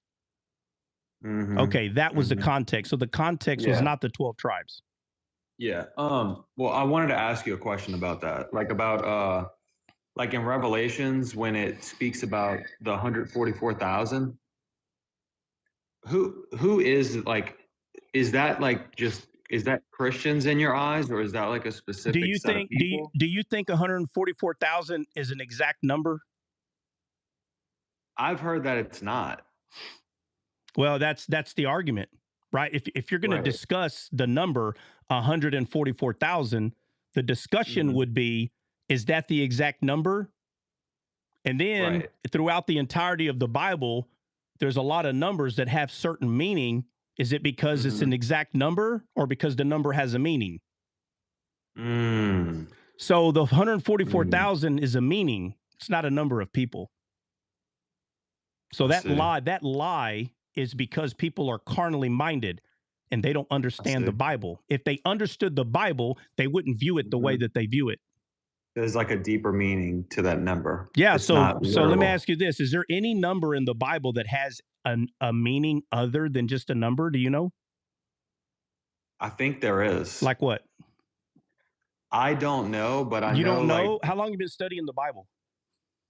I would say since right before I got saved I was about to be 29. So how many years? How many years is that?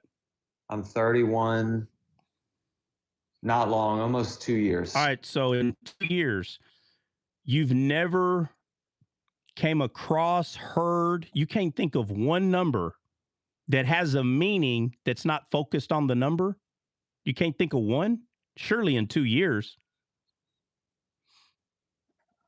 You got me on the spot. All right. So what's the mark of the beast? 666. Okay. Well, then that means that there are 666 people that are demons in this world. That's what that number means. Wow. So does the number point to a number, or is it pointing to a meaning? Wow, that's crazy. So there's a lot of numbers in the Bible that if you're carnally minded, all you can see, you can't see any further than the tip of your nose. Wow, and so now a whole doctrine will be created based on man's flesh way of thinking, not God's way of thinking. Wow.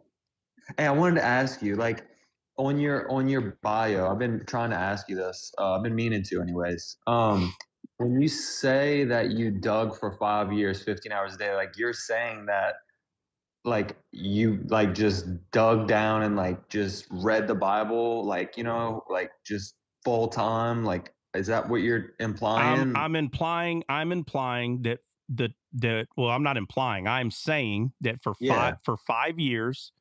I read the Bible 12 to 15 hours a day, utilizing the Greek, the Hebrew, you name whatever tool you can name. I did it for 5 years, 12 to 15 hours a day, nonstop. Wow. There was no breaks. And that's you know, if you want to call it testimony, I don't claim the game of the testimony game. But what I'm saying is that's what I did.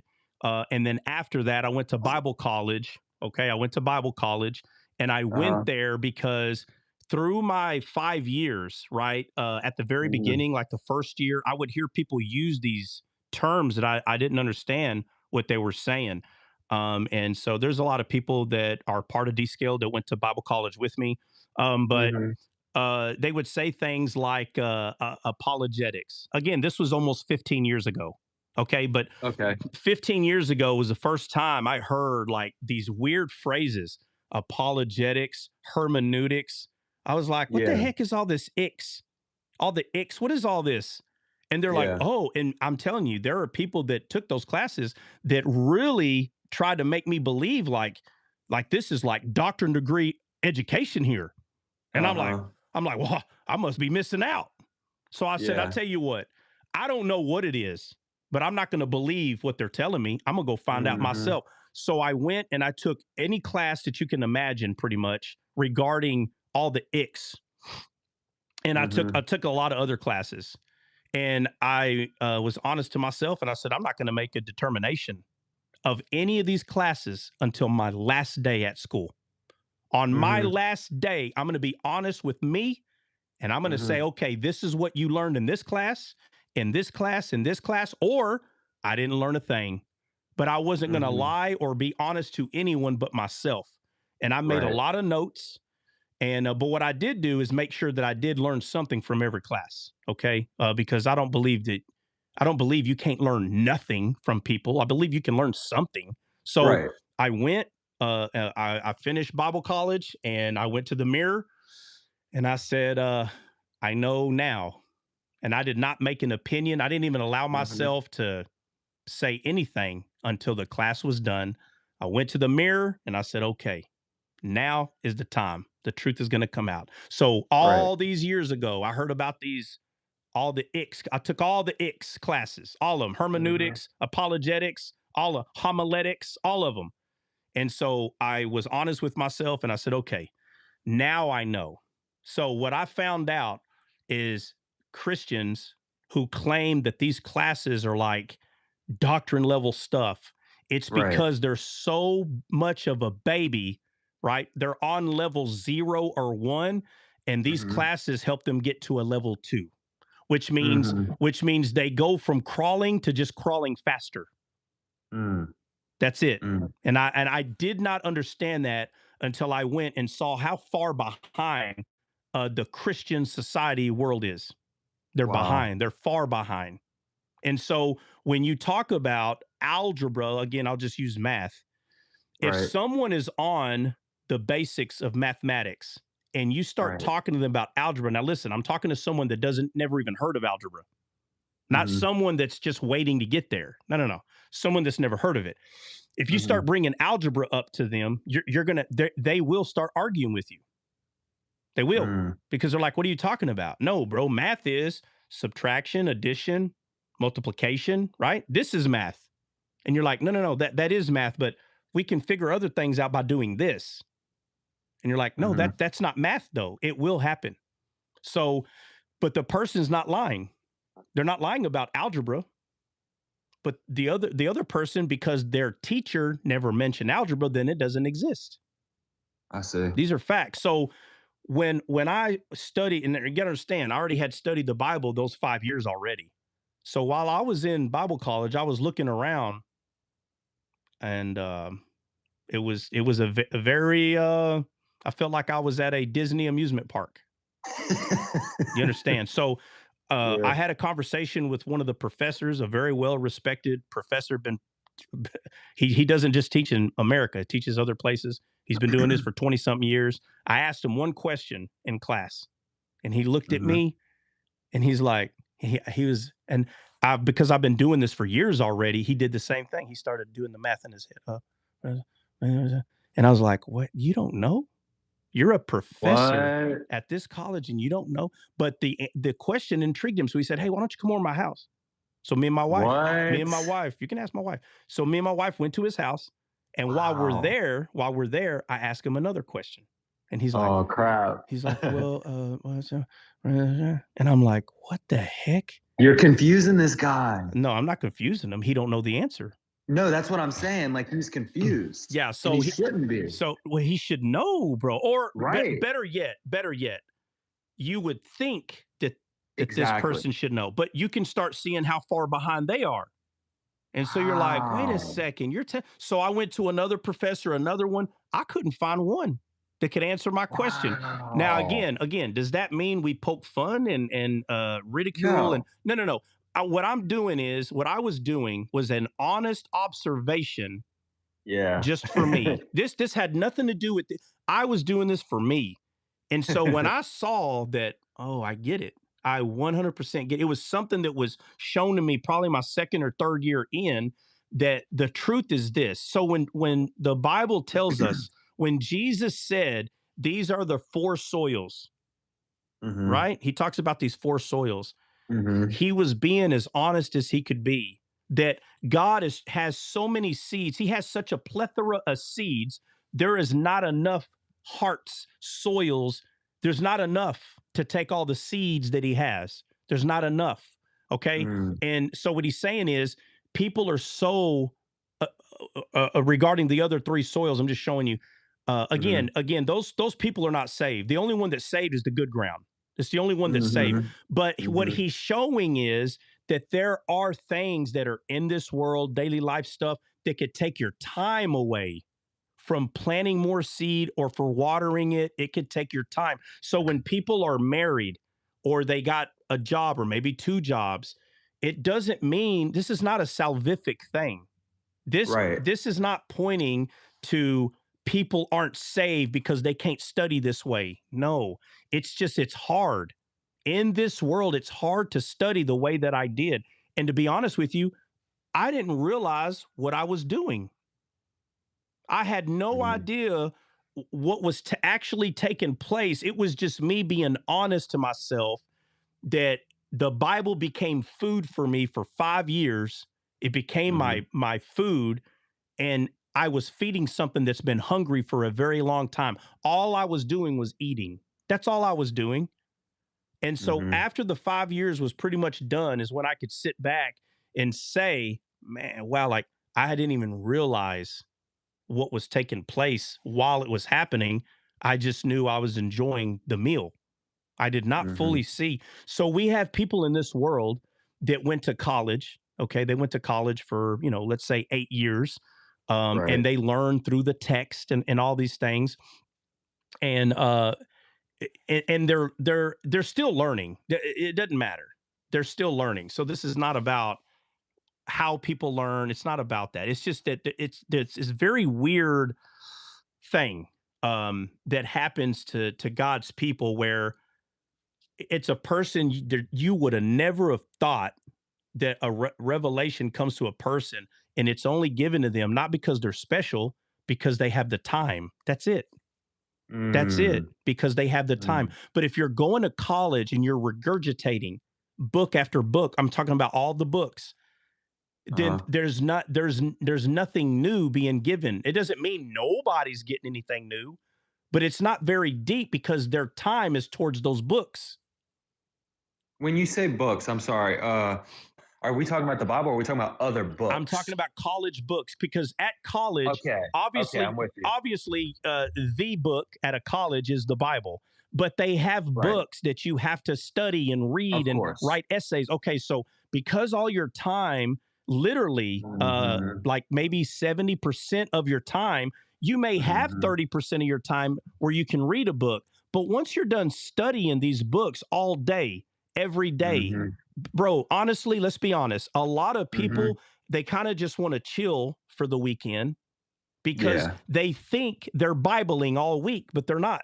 They're not Bibling all week. They're book studying all week, not Bibling. So, but when all that time is put into the Bible, it's just a little bit different. It's not, it's not different in the sense that it's a different religion. No. It's just deeper. It's just deeper because you're not just parroting, regurgitating books. Listen, a lot of the books that are at these Bible colleges, I've read a lot of them. I looked through a lot of them. I give them all B pluses, A's. They're great for babies.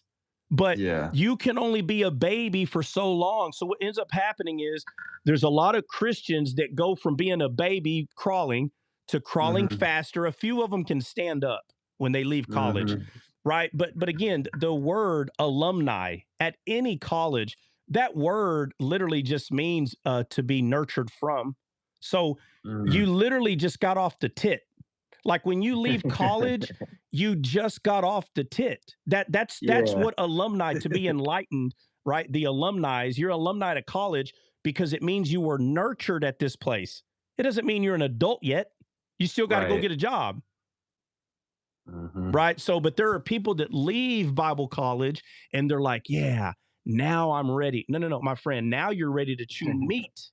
Now you're ready to chew meat. So basically, Bible college helps you understand the basic fundamentals regarding addition, subtraction, multiplication, right?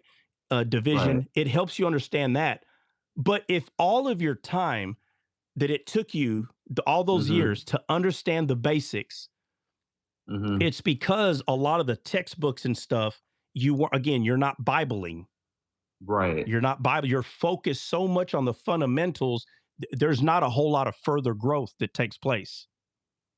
But if you were to take those, and again, first of all, a lot of them, a small portion of them may be studying, 8 to 12 hours a day. It's possible some, but again, half of that time is textbooks. It's not Bible. But if you were to take 5 straight years, 12 to 15 hours a day, no days off, there's no weekends. Let me make that real clear. No weekends. Okay. It's 12, 15 hours a day, every day. Right. And it's all Bible. That's all you're doing.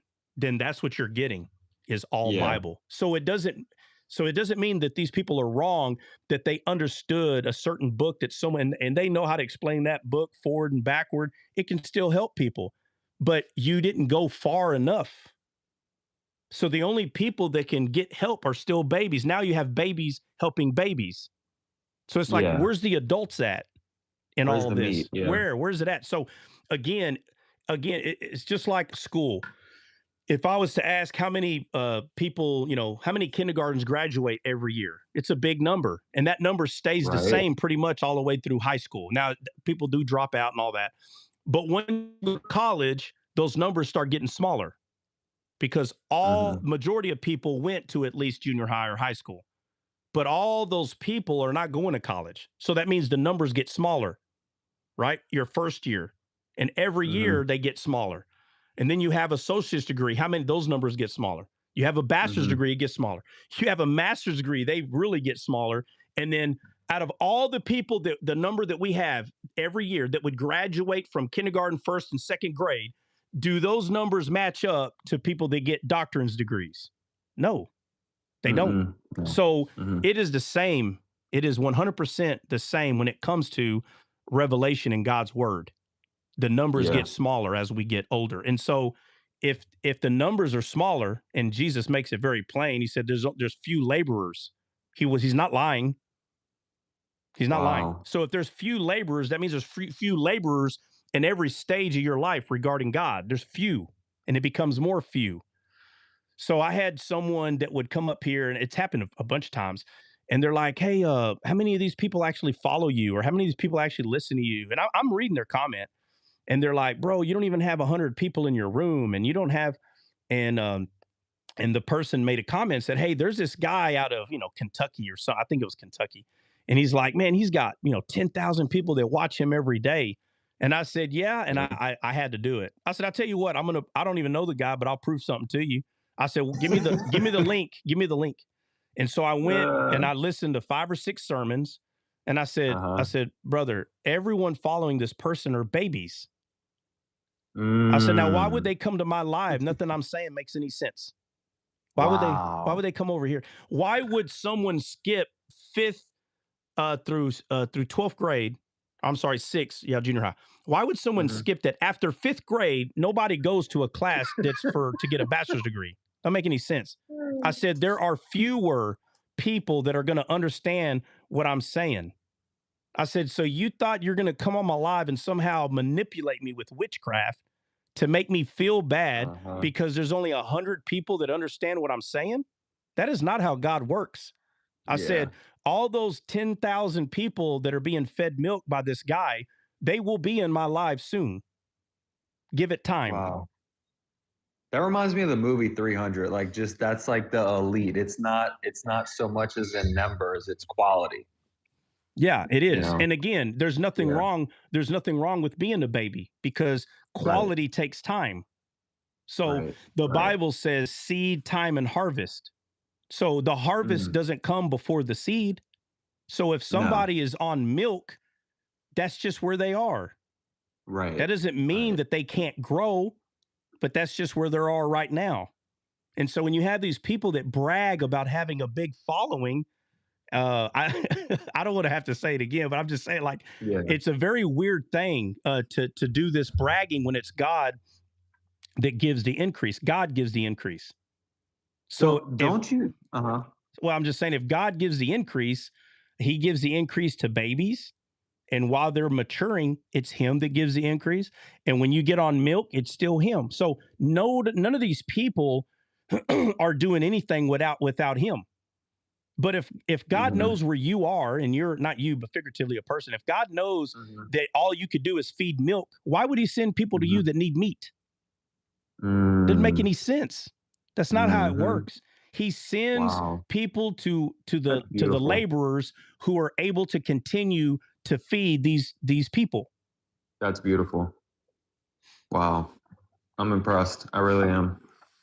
I had somebody tell me that you can't apply the book of James to a modern day Christian. And I just felt like that just didn't sit right with me. That's why. Yeah. So again, we talked about this earlier. Yeah, no, We have to be honest with the text, and we have to know that James makes it very clear at the beginning that he's writing to the 12 tribes that are scattered. So, okay, so that cannot be denied. I don't even know why. Years ago, someone brought this up to me and was like trying to deny what is being said right there. The conversation didn't last longer than 5 seconds. I said, look, I'm not gonna act like that he's not saying he's writing to the 12 tribes. What the person was trying to say is he's still writing to everybody. He's still writing to, I understand what they're saying. But again, it's very clear. It is up to every individual to go from milk to meat. It's up to you, again, not you, but figuratively. It's up to the person to go from milk to meat. So if a person is not on the meat at all, none, which means they're on the milk, now it's how far behind are they on this milk? How far? And you can tell because they'll grab the book of James and literally act like he's not writing to the scattered tribes. So, which means they were not passing their reading tests because they don't understand reading comprehension. There's an issue there. Or they just don't want to believe it. Well, there's still an issue. There's still an issue. No matter which way we go with that, there's an issue. Because what we do know is James says he's writing to the scattered tribes. So, but he's no longer an Old Testament Jew. He's not. Period. So he's no longer on the old wine. He's on the new wine, speaking to the 12 scattered tribes based on new wine understanding. He's not preaching the law to them. So if he's not preaching the law to them, then he's not just an Old Testament Jew. He's a Jew that is now a Christian. And people go, well, you can't be both. Yes, you can. And the day of the transition, yes, you can, because they didn't have to stop doing all their traditions as long as they didn't uphold those things over the word, those things, because they're starting to understand, oh man, these were all shadows. So if they're all shadows, why do you have to stop doing it? The only reason you would have to stop doing it is if you come to the understanding, or you're starting to be bewitched to believe that these things have to happen along with Christ in order for me to be saved. Now you've been bewitched. That's not true. So I'm saying all that to say that there's nothing wrong for one of these people to still say, I hold to Jewish traditions. It's not wrong for James to say, I still hold to Jewish traditions, guys, but I am a Christian. That's not wrong. It seems wrong today because we as people, we see religions. That's what we see. But the word of God is not a religion. So it's the same God from Abraham all the way to where we are. And if you happen to be a disciple under the Messiah when he was here, he's not stupid. He's not falling off his throne because people are like still trying to figure out, well, do we do this or do we do that? What do we do? Well, Paul helped. All the people they helped, like, guys, listen, it's him. They keep pointing to him. You don't see these people sitting people down in the synagogue and just going over Torah. That's not what they did. Of course So not. something Of has course not. changed. All right, so James is not saying, guys, remember, we got to uphold Torah and read the Tanakh daily. Exactly. His conversation was not the same as it used to be because he understood the transition is taking place. He knew that Gentiles were going to be pulled into the fold. He knew that. But here he says that he's writing to the scattered tribes. But because he's a Christian, us Christians today can still learn from him. And the point that I was making was in chapter 4. Beautiful. In chapter 4, he says, from whence come wars and fightings among you? Come thee not hence, even of your lust, that your war in your members, ye lust and have not, ye kill and desire to have and cannot obtain, ye fight and war, yet ye have not because you ask not. You have not because you ask not is not a Jewish thing. It's the word of God. So that right there is for anyone that believes. So again, rightly dividing the word, knowing who's talking to who, why they're talking, the context of what's taking place, it doesn't change nothing. The facts still remain. James is writing to the 12 scattered tribes, but to say that a Gentile who came to Christ can't learn anything from James regarding him as a Christian, now that's a lie. But what we can't do is omit the fact that he's writing to the 12. That's who he's writing to. But because he's a Christian, there's a lot of things that we can relate to that has nothing to do with the law.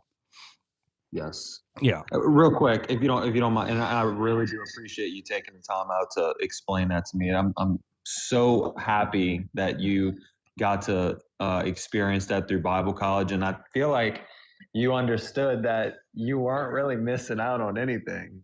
Like, yeah, the point was, now again, if you're a baby in Christ, watch this. I know someone right now that's in Bible college. This person is married, they got a full-time job. They don't have 12 to 15 hours a day to dive in the Bible. Yeah. So is it wrong for them to go to Bible college? Absolutely not, because whatever stage or level they're on as a baby, trust me, I can contest to this. If you are a baby, I recommend you go to Bible college. 100%. But the reason that I went is because I wanted to see myself what these people were talking about. And what it came to is it was amazing for them because they were babies. Yeah. But they didn't take the time out like you did. Well, yeah, and let's be honest, who has the time to do that? That's number one. Now, I can, if we're being completely honest, everybody has that time because we have 24 hours in a day. So everybody has the time, but it's not easy, man.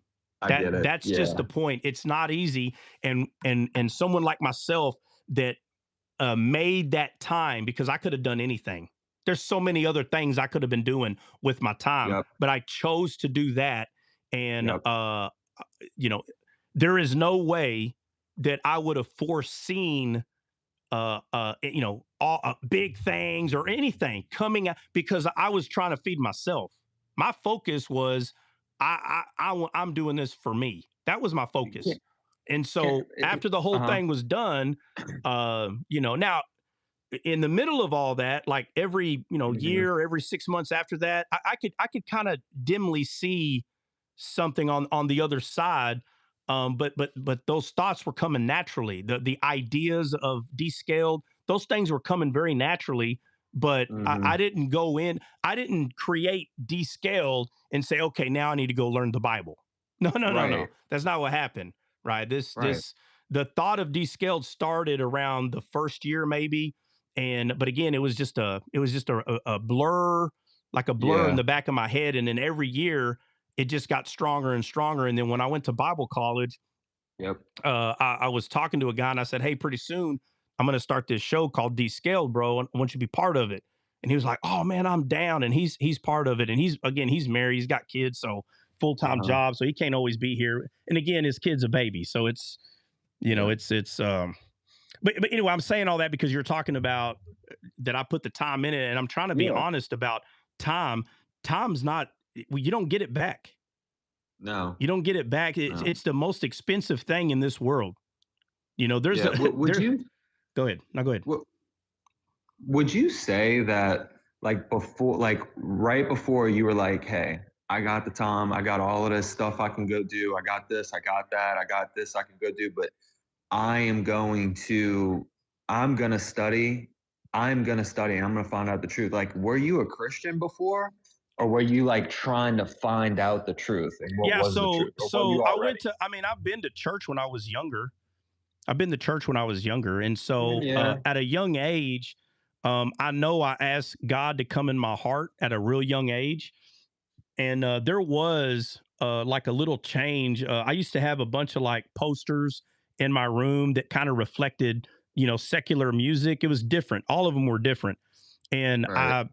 I don't know, I might have been 12, somewhere around there. And I don't know, one day I was like, I don't even know why I got these posters in here all by myself. Nobody came to my room and said, you need to take them posters. That's not what happened. I was like, and so I started taking them down. I wasn't in a bad mood or nothing. I just started taking them down. And I had a buddy of mine lived across the street. He come in my house whenever he wanted. And I hear running up the stair. I know it's him. And I didn't think nothing about it. And he's like, hey man, why are you taking these down? I was like, I don't know. Like, it was something that I knew what I was doing. I didn't need to explain to anybody. So I was like, I don't know. I just don't want them up here. He's like, can I have them? I was like, yeah. That same day he had him in his room, but it was something that had kind of changed. I didn't know exactly what that was, but I knew deep down, I was like, man, one day God's going to use me. One day that's going to happen. I know that. And so throughout my life, out of any good decision or dumb decision that I made, I always kept that in the back of my head. I was like, nah, he's going to use me one day, but I didn't understand what that looked like. It was more, I'm waiting for him to do that. So when I found out the truth after studying, I was like, wait a minute. You mean to tell me you were here the whole time? All I had to do was pick your Bible up and you could have used me, but I didn't know. It was no way. I was genuinely waiting. Yeah. I was 100%. I remember hanging out with some of my friends and, some of them drank and I think one or two of them might have smoked. I never did any of that stuff. And so I would just look outside like, well, I'm gonna keep hanging out with these people right here. It's kind of like, I hung out with a bunch of people. I had Christian friends that I would hang out, and then sometimes I'd be around the knuckleheads, and I'd have to be their driver for the night because they wanted to get, they wanted to drink, and I'm like, yeah, I'll go pick you up, no big deal. And I understood if I didn't, they could get in the vehicle and unalive themselves, So I'm like, yeah. I'll come get y'all. And every time I did it, I was like, oh my gosh, they just stunk like, liquid and certain powdered substances. I could just smell. And I'm like, golly, man. Like, and you kind of care for them because they're buddies. You go to school with them. You don't want them to get hurt. And so, in the back of my head, I would think, oh my God, when are you going to use me to do something? And I just didn't understand what that meant or what it looked like. And you can go hang out with Christians. You can go hang out with a pastor and you can hear them talk about stuff all you want. But sometimes something has to be shown to you in a way that it didn't come from out here. It didn't come from out here. For it to be this strong epiphany that will mean more to you than anything else has ever meant, right? So in what I was finding inside of the word, when the epiphany hit me, that when it literally just, in matter of fact, there's a song. I don't know if you listen to Dcaled music or not, but on Apple Music today, the song "I'm Your Garden" I was going to listen to it. Yeah, so it just released on Apple Music today. And matter of fact, that song, what I'm telling you, that's why I wrote that song.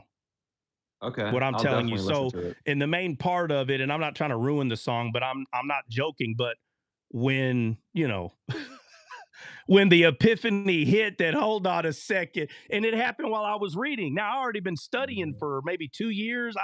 It was over a year, and it hit me like, wait a minute, I'm able to understand you because you've been here the whole time. I was like, oh man, and you kind of, in a way, you get a little angry because you felt like something's been holding you back, and it's not your fault. You know what I mean? Like genuinely, I knew, oh, God's going to use me one day. I just knew. Okay. I just knew. Mm-hmm. But when you learn that he can only use you, there's a part you have to play. Wow. It's real easy when the Bible says that you will abhor yourself. It's talking about your flesh, because you'll realize that's the thing that's been holding you back and you didn't even know. Wow.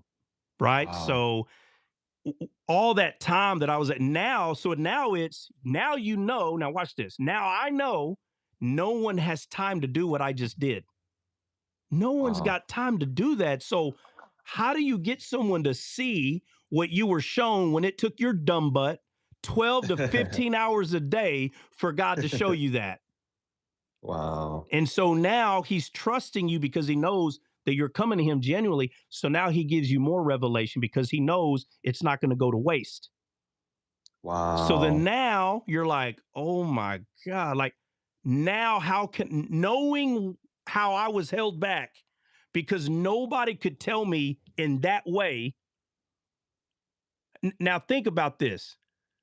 If you don't go tell someone what he showed you, now the Bible makes even more sense when he says, I hated Esau and loved Jacob. See, he hates the unfruitful branch. He hates it. That's why he takes it away. That's why he cuts it off, because he hates it. So if he's telling us to be fruitful and multiply, like Adam and Eve did not, God told Adam and Eve to be fruitful and multiply in the garden, and they didn't. Mm-hmm. So he removes them because they were not a fruitful branch. Wow. And people focus on them disobeying him and eating from another tree. Again, carnality. The fowl of the air take the seed. The fowl of the air takes the seed, which is your carnal mind. It holds us back from seeing what God is actually saying.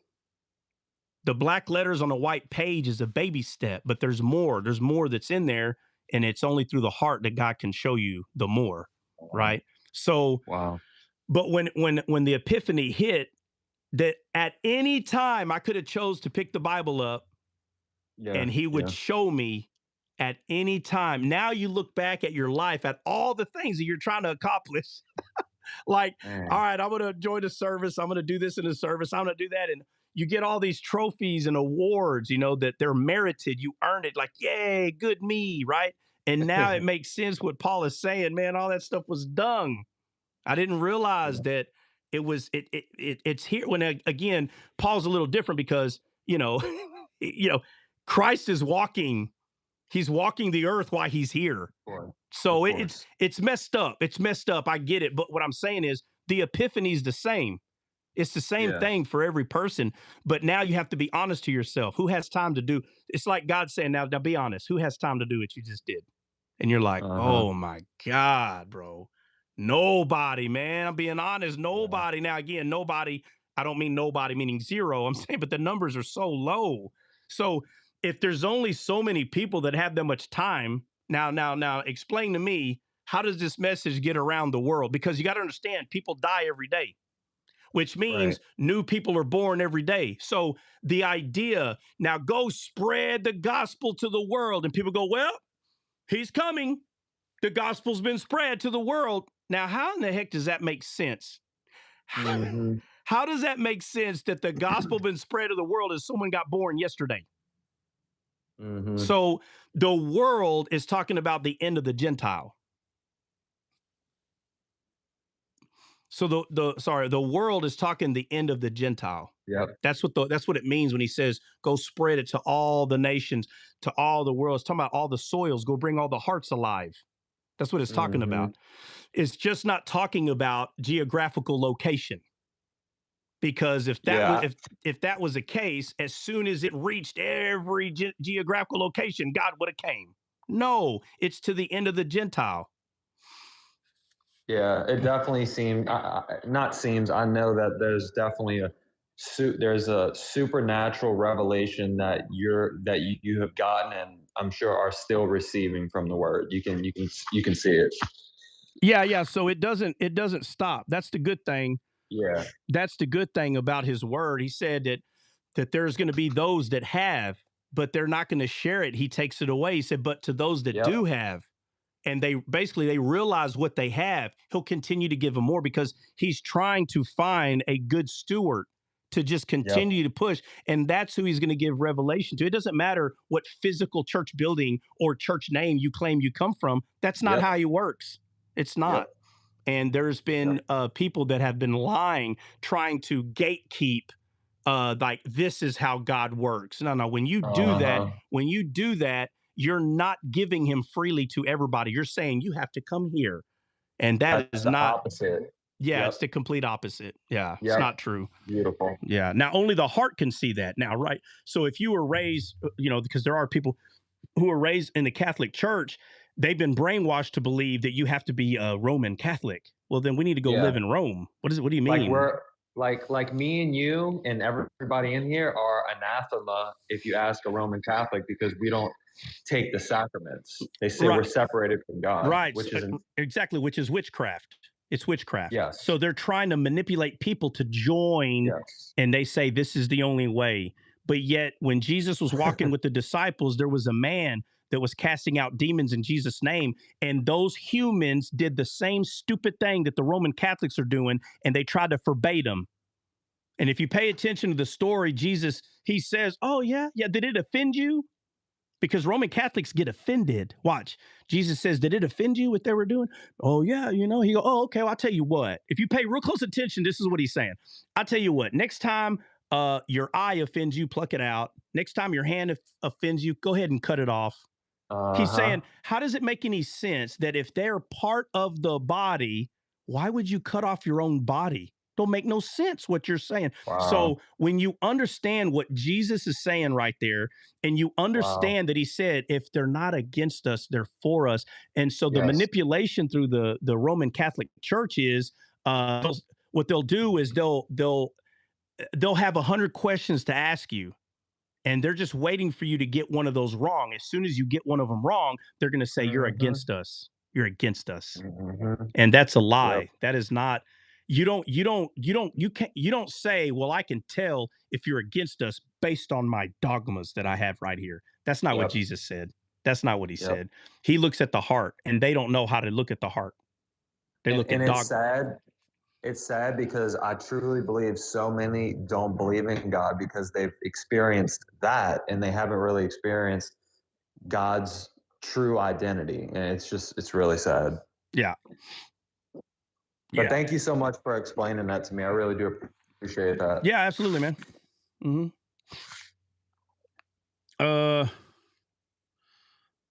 Let me see, what time is it? 11. All right, anybody got anything else? And I'm going to say this, and just like Dre said, we're going to be mentioning it all day. So yes, Dcaled's first song, I'm Your Garden, dropped today on Spotify, on Apple Music, on Pandora, and every other, I guess, YouTube Music or whatever the heck that is. I don't even know what that is. I didn't even know that exists. But whatever one you use, go listen to the song, download it. And I really, within 3 or 4 days, it could be a week, but you got to give the algorithm, apparently it's a lot slower than everything else, but you got to give it a few days or a week for it to kind of show you, because it's not real time. It doesn't really update real time on how many people are listening or not watched it, but heard it, downloaded it. And so we'll bring that. Today's Friday. So Tuesday or Wednesday, I'm guessing next week, we'll kind of just throw some numbers out there to see. And I'm hoping that it's at least 100. I know it's going to hit 100. I'm just hoping it does it within the first week. Max said, I like rock and roll. There is a rock song on the album. So the song that's out right now is a praise and worship song. But there is a rock song on the album. It's called Invisible Flame. Matter of fact, Mac, if you haven't already heard it, Invisible Flames actually on TikTok, on Dcaled TikTok. If you go to the videos and look for Invisible Flame on the screen, the song's there, and it's on YouTube. And it's a rock song. Now, it's not heavy metal. Maybe one day I'll do The Guardian. What are you talking about? No, we already corrected it. I'm Your Garden. Yeah, I'm sorry. Maybe what? So for whatever reason, this morning I tried to look it up on Spotify and I couldn't find it. for Spotify. I don't have Spotify. Does anybody here have Spotify and found that song on it? Yep, found it, saved it, added to my playlist, and downloaded it. All right, so he's... All right, I'll look again. Yeah, what time did you have look? to type in 8 a.m. Well, I was asking... I looked around like 6. Yeah, I don't know. It was released at midnight, so like at 1 o'clock this morning, it should have been out. You have to type in "I'm Your Garden" and then say "Dcaled," and then you'll find it. Oh, you have to put both? Yep. Yeah, well, what's cool about Apple Music, you could just put one or the other, and it'll pop up. Yeah. Guys, anybody got anything else, something you want to talk about? I got to get off a little bit earlier than usual today because today is anniversary day. Yeah, don't miss that. You'll be in trouble. Yeah, no, I ain't gonna miss that. I wouldn't. It's too much fun for me, man. Our anniversaries are a blast. You know, they're a blast. Last time I choked her out and pepper sprayed her and everything. We had a great time. I ain't lying. That's Dre. I ain't lying. I was like, you're a better officer for it, woman. Do what? That's where Christian should have said, "Go." Yeah, now that would have been the time to say it, right? I do say it in those times. Oh, I know, but he's saying you didn't say it this time. Well, you missed your. Well, because you know you don't want to wear it out. Apparently. All right. Let's see. All right, guys. Anybody got anything? Yeah, I got one thing. What's up, Lloyd? Man, Lloyd, I always miss that you're up here, bro. Maybe it's because I'm not used to having you up here, often. What's up? Well, you better get used to it. Anyways, I'm so glad you did not say that you pepper sprayed your heifer, and I'll leave it right there. Yeah, well, that's who I pepper sprayed, my heifer. But he did. He did. Heck yeah. Yeah.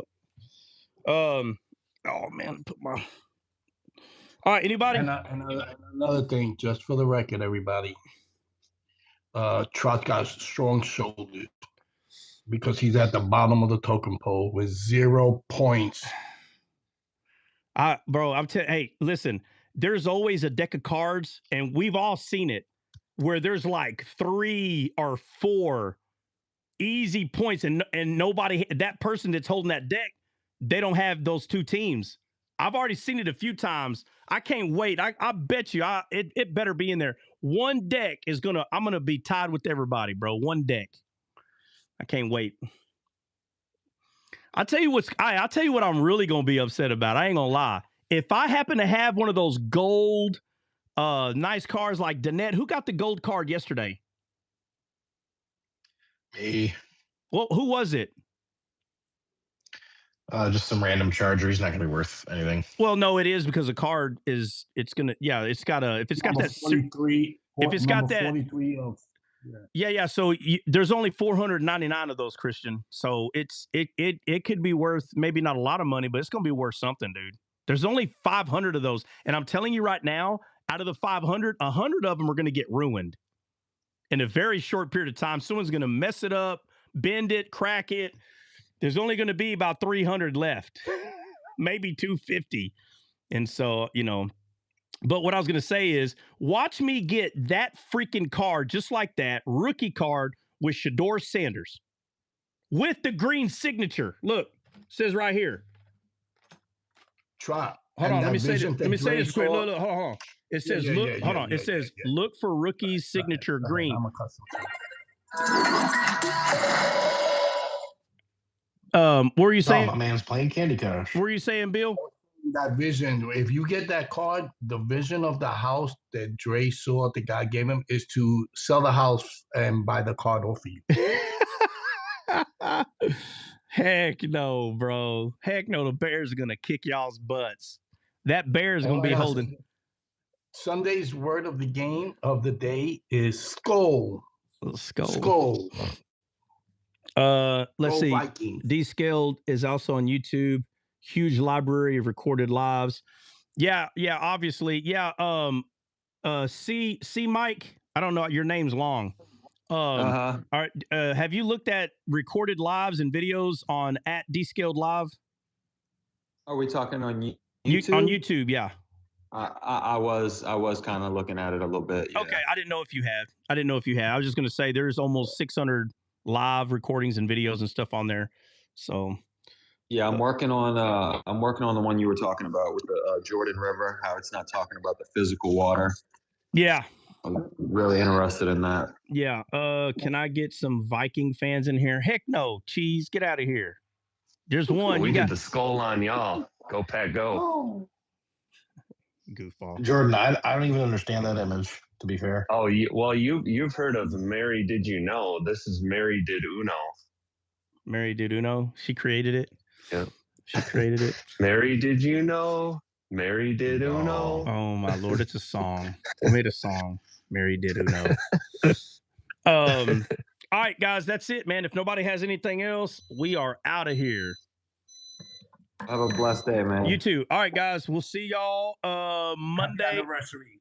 Yeah, thank you. We'll see y'all Monday morning. Happy anniversary. God bless. Cowboys suck. No, they don't. They're awesome.